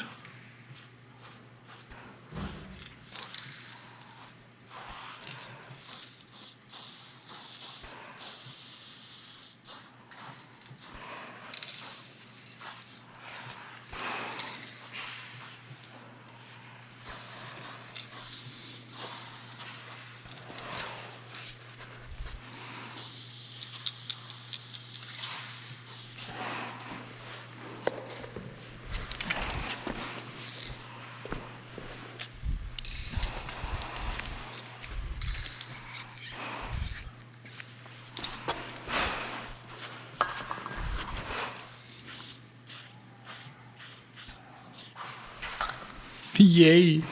Just a tiny little bit.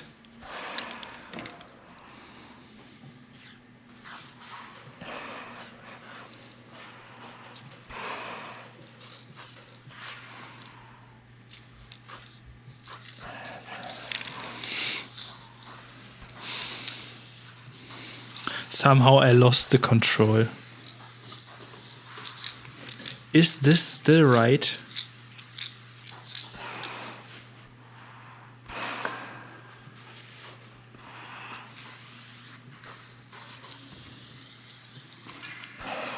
Yeah, make it longer. Brilliant.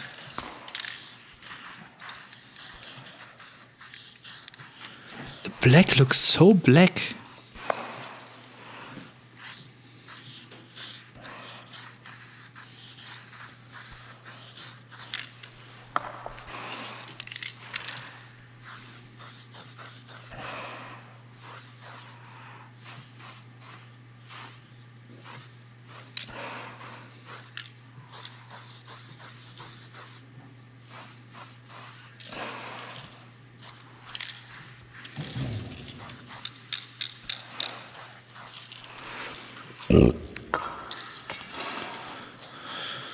Come on, behave. Smoe, stop burping.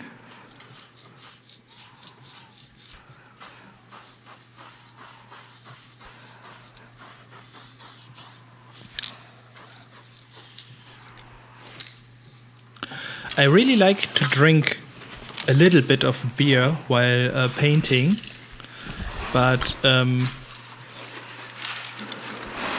I can't paint when I already noticed that I have that I was drinking some beer. So I'm not allowed to get just a tiny bit drunk. This is why I just drink maybe 1 or 2 beer over the day.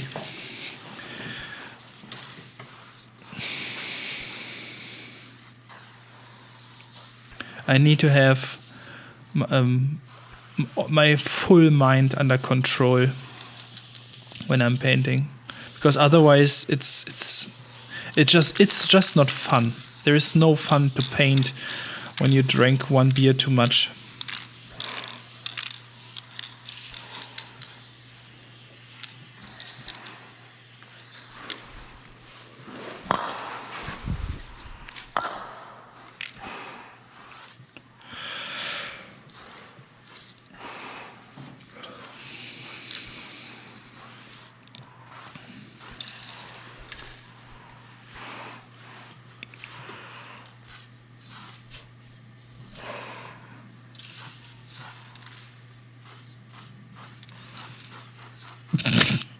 I have no idea what I'm doing there. Ah, okay. Ah, this is the from the lid. Yeah, okay. This is somehow wrong. Somehow a little bit wrong, but still right enough to look right from a distance.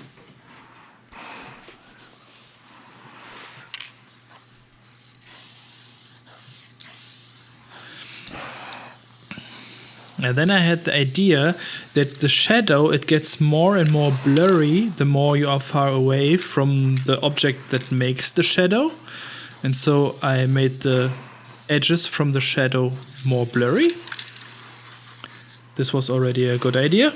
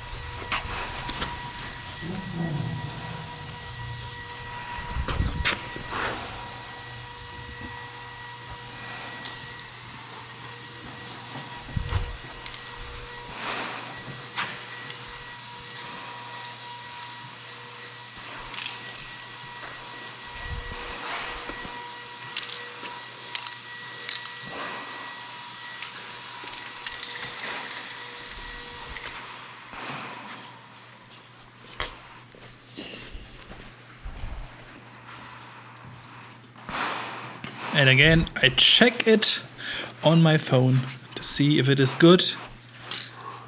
And I decided it is not good.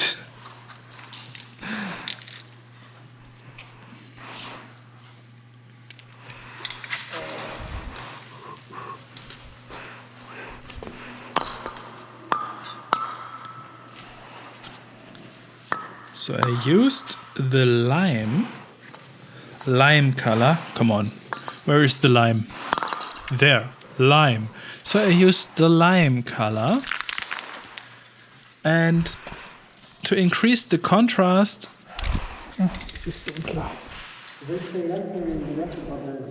Ja, das wäre gut. And I didn't use the lime color, I used the poison color.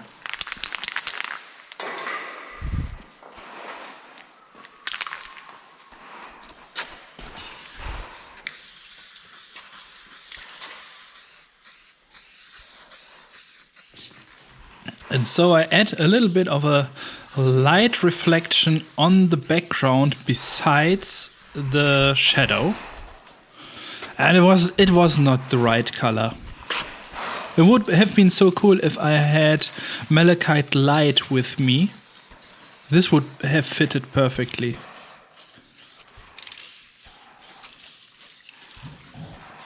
But as I started, and I just didn't want to add more background color to it and erase it, I just thought, okay, it's not the perfect decision, but it's still maybe some kind of better. I don't know. It was bullshit. It was just the wrong color. And I know it. But it's okay. It's okay.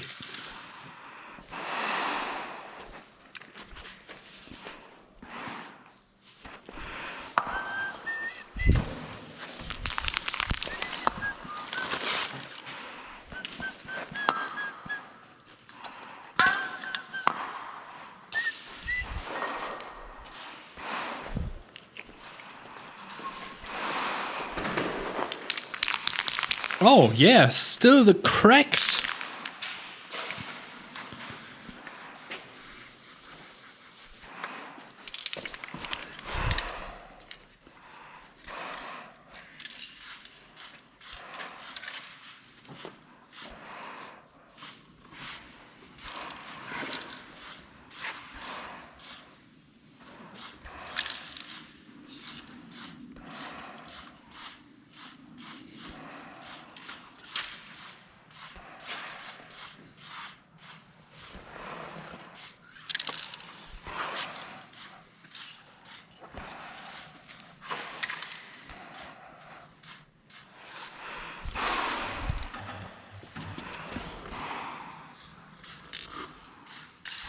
And I just want to add them at the bottom, so all the cracks are in connection with the orange.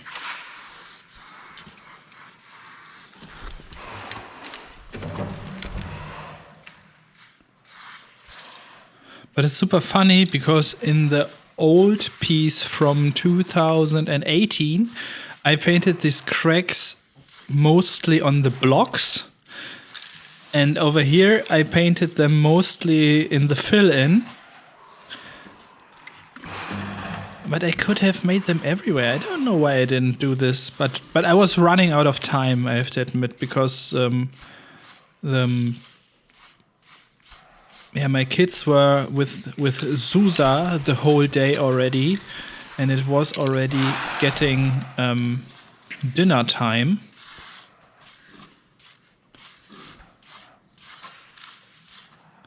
And I didn't know if they got something to eat. Of course, they got something, but yeah, I felt a little bit bad that Zusa is the whole time waiting for us to finish finally. But I wasn't the only one who wasn't finished. Kier was still painting. Biste was still painting.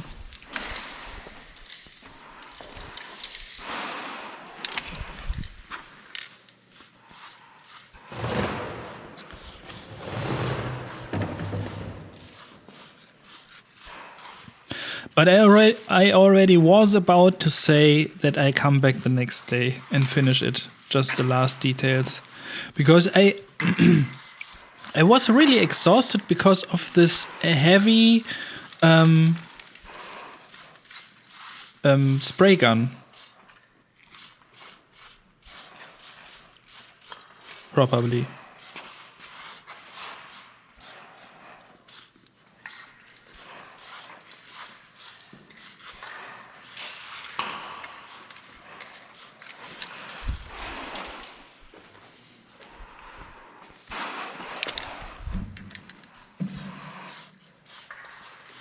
Or because I painted already so much this week.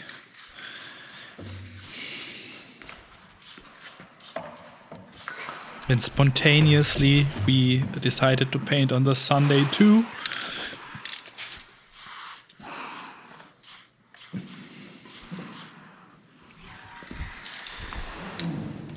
And I'm definitely painting more than I would if I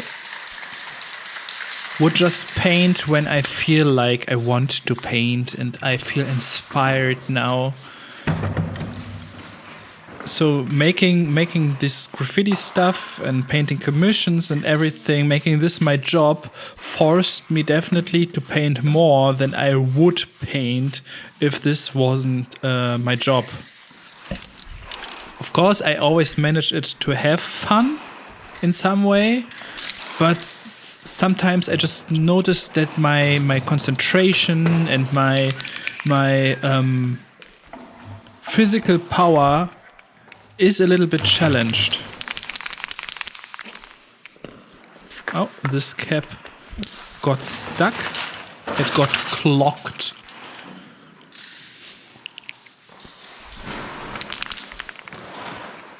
Yay!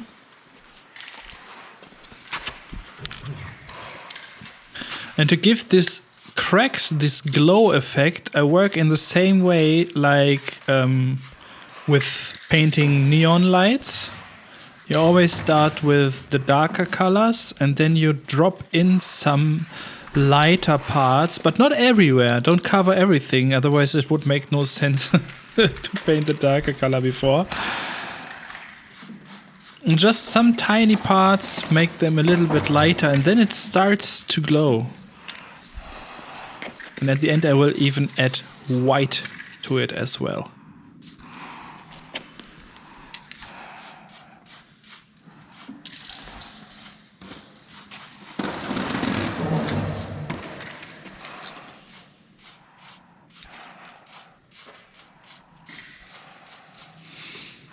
And my cracks mostly are made out of Y-shaped lines that are just connected with each other.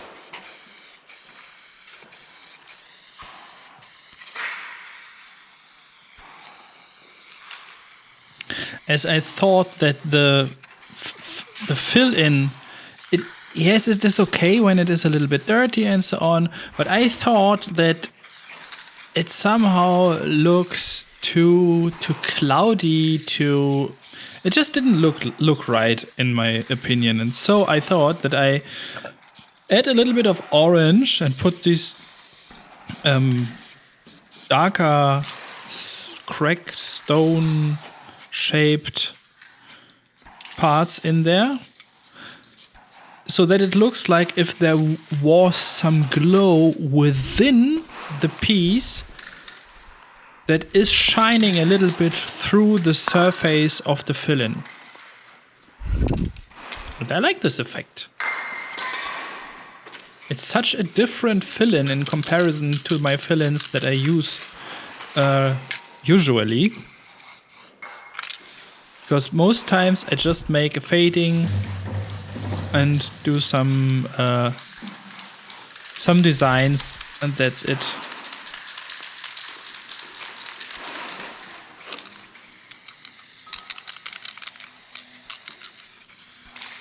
This was really nice.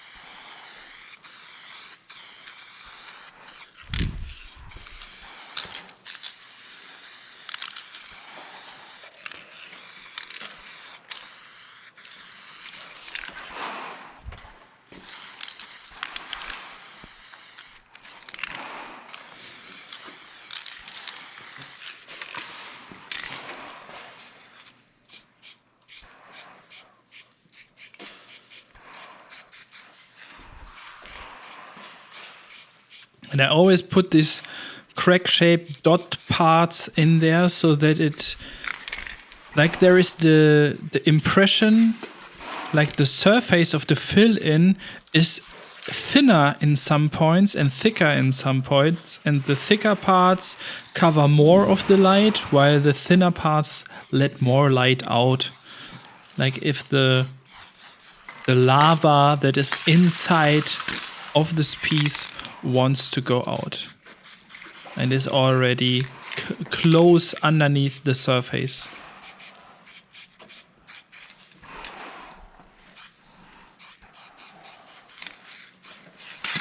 In general, I just did this effect because I wanted to cover the dirty fill-in a little bit.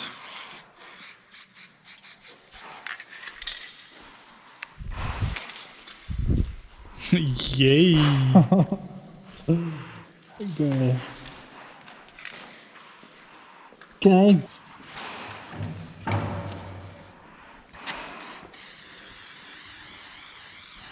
Next step, we are closely coming to an end.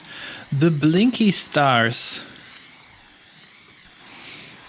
And I start with lime.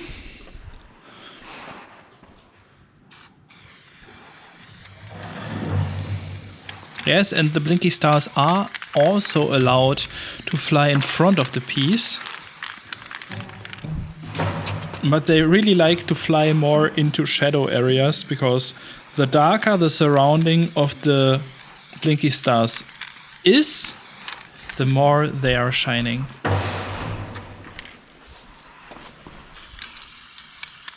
Yo. And a big thanks to my patrons at this point. I just thought, we are coming to an end of the video. I still need to tell you that you are insane, great supporters. Thank you so much for your support. And this is the reason why you see this video already, I would say 10 days earlier than everyone else, maybe even 2 weeks. I still don't know my uploading schedule. I will discuss that in the next week. But thanks a lot to my Helpy Gang on Patreon. Bam. Next color, poison. Zup.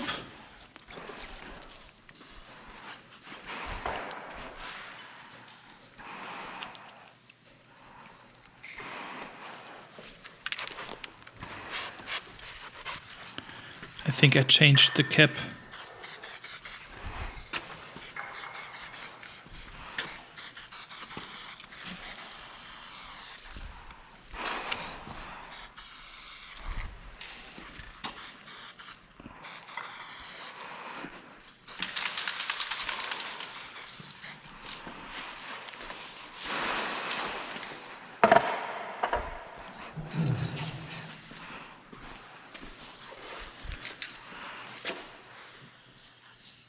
And just a little bit of white. Chup.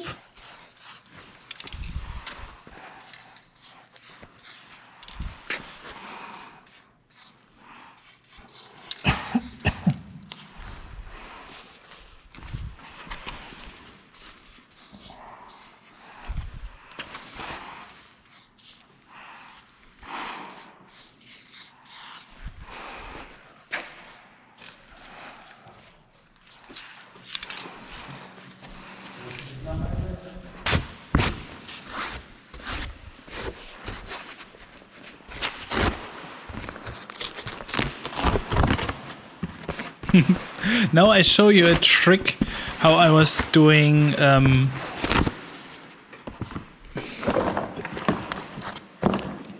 blinky stars in the extreme version with this real star-shaped reflections. And all you need is a piece of cardboard. You don't even need a cutter or a knife or anything. And you just need a little bit of tape. You put the two parts together that are straight, not the crumply parts. But you can use the crumply part for clouds or for cracks, paper crack effect, and so on. You can make so much just with a piece of cardboard.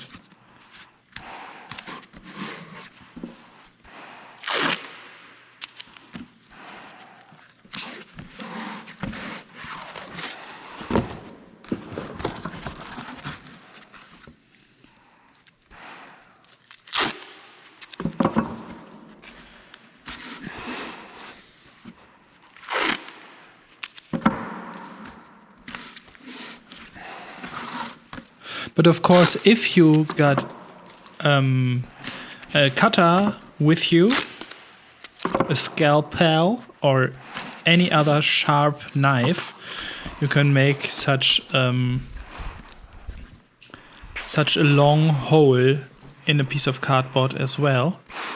And then you take the white, put it on top of any reflection, and ta-da! This is how I made my blinky stars back then. I think until 2008 or something, and then I stopped doing it. And I just thought I want to use them again. I want to make it a little bit more blinky and more shiny.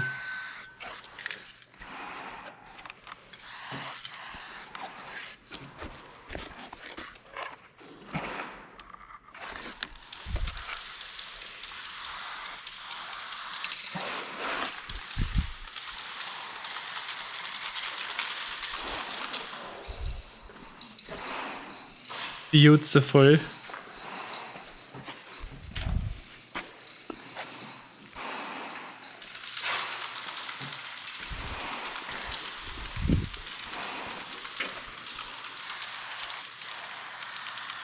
But I was still not happy.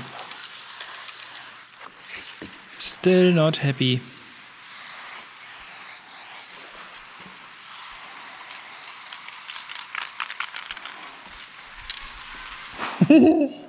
Voll lange nicht gemacht. Bling, bling, ding, schling.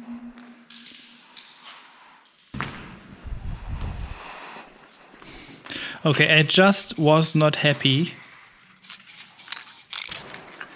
with the drop shadow.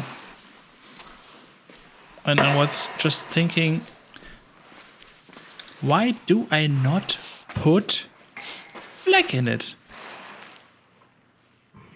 Where is black? This is white. Orange? What do I do now? Please put black in put black in the shadow.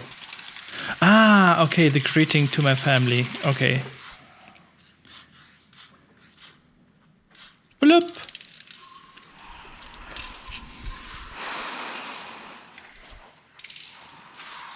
Put black in the shadow. Now.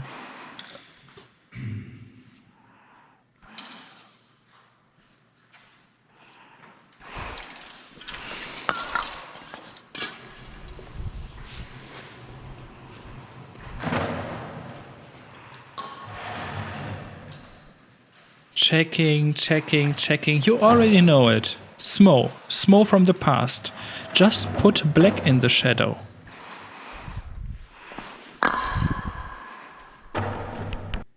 Nein, habe ich gar nicht angehabt. Idiot. No, I'm such an idiot. I forgot to start the camera. So, no black on camera. Okay, let's do the final shots. Oh. Finale. Oh, oh, oh,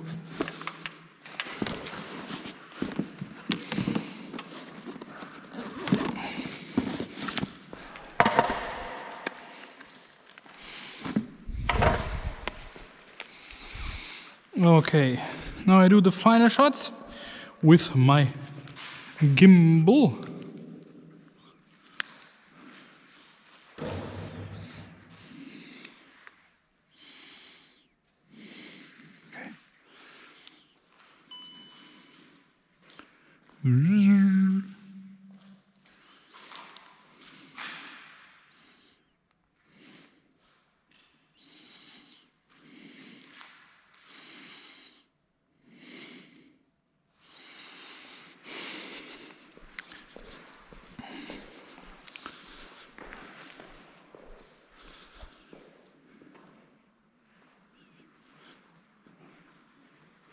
I will not make any fancy shots or anything.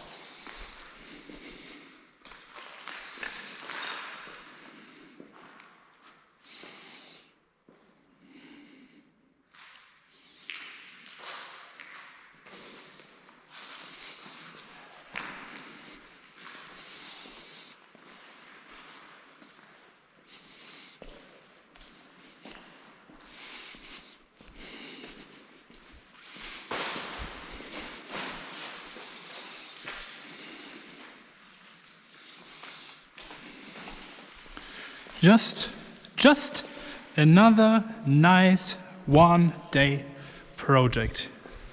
So cool. This was so much fun. Okay, I will show you some details.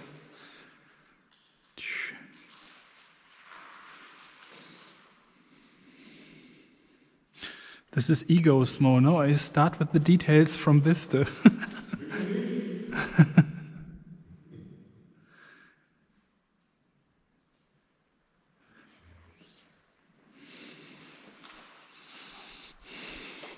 I love this. This line is so nice. So nice.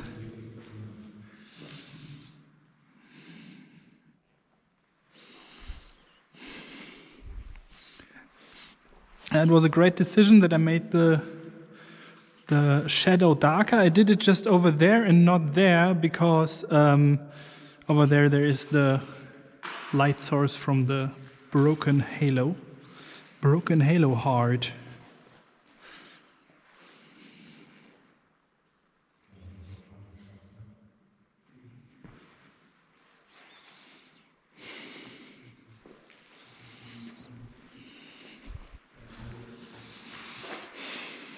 Kia also represented our crew, Skillard crew.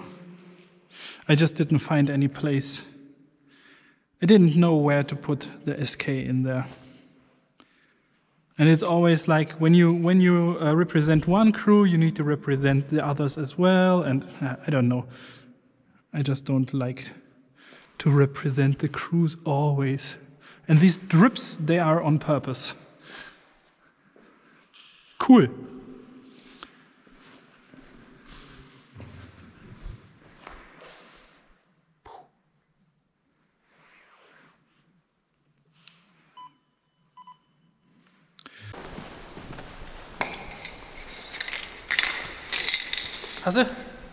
Okay, friends and followers, a big thanks 2 Montana cans for supporting me with a lot of free dope spray cans. And yeah, that's it for today.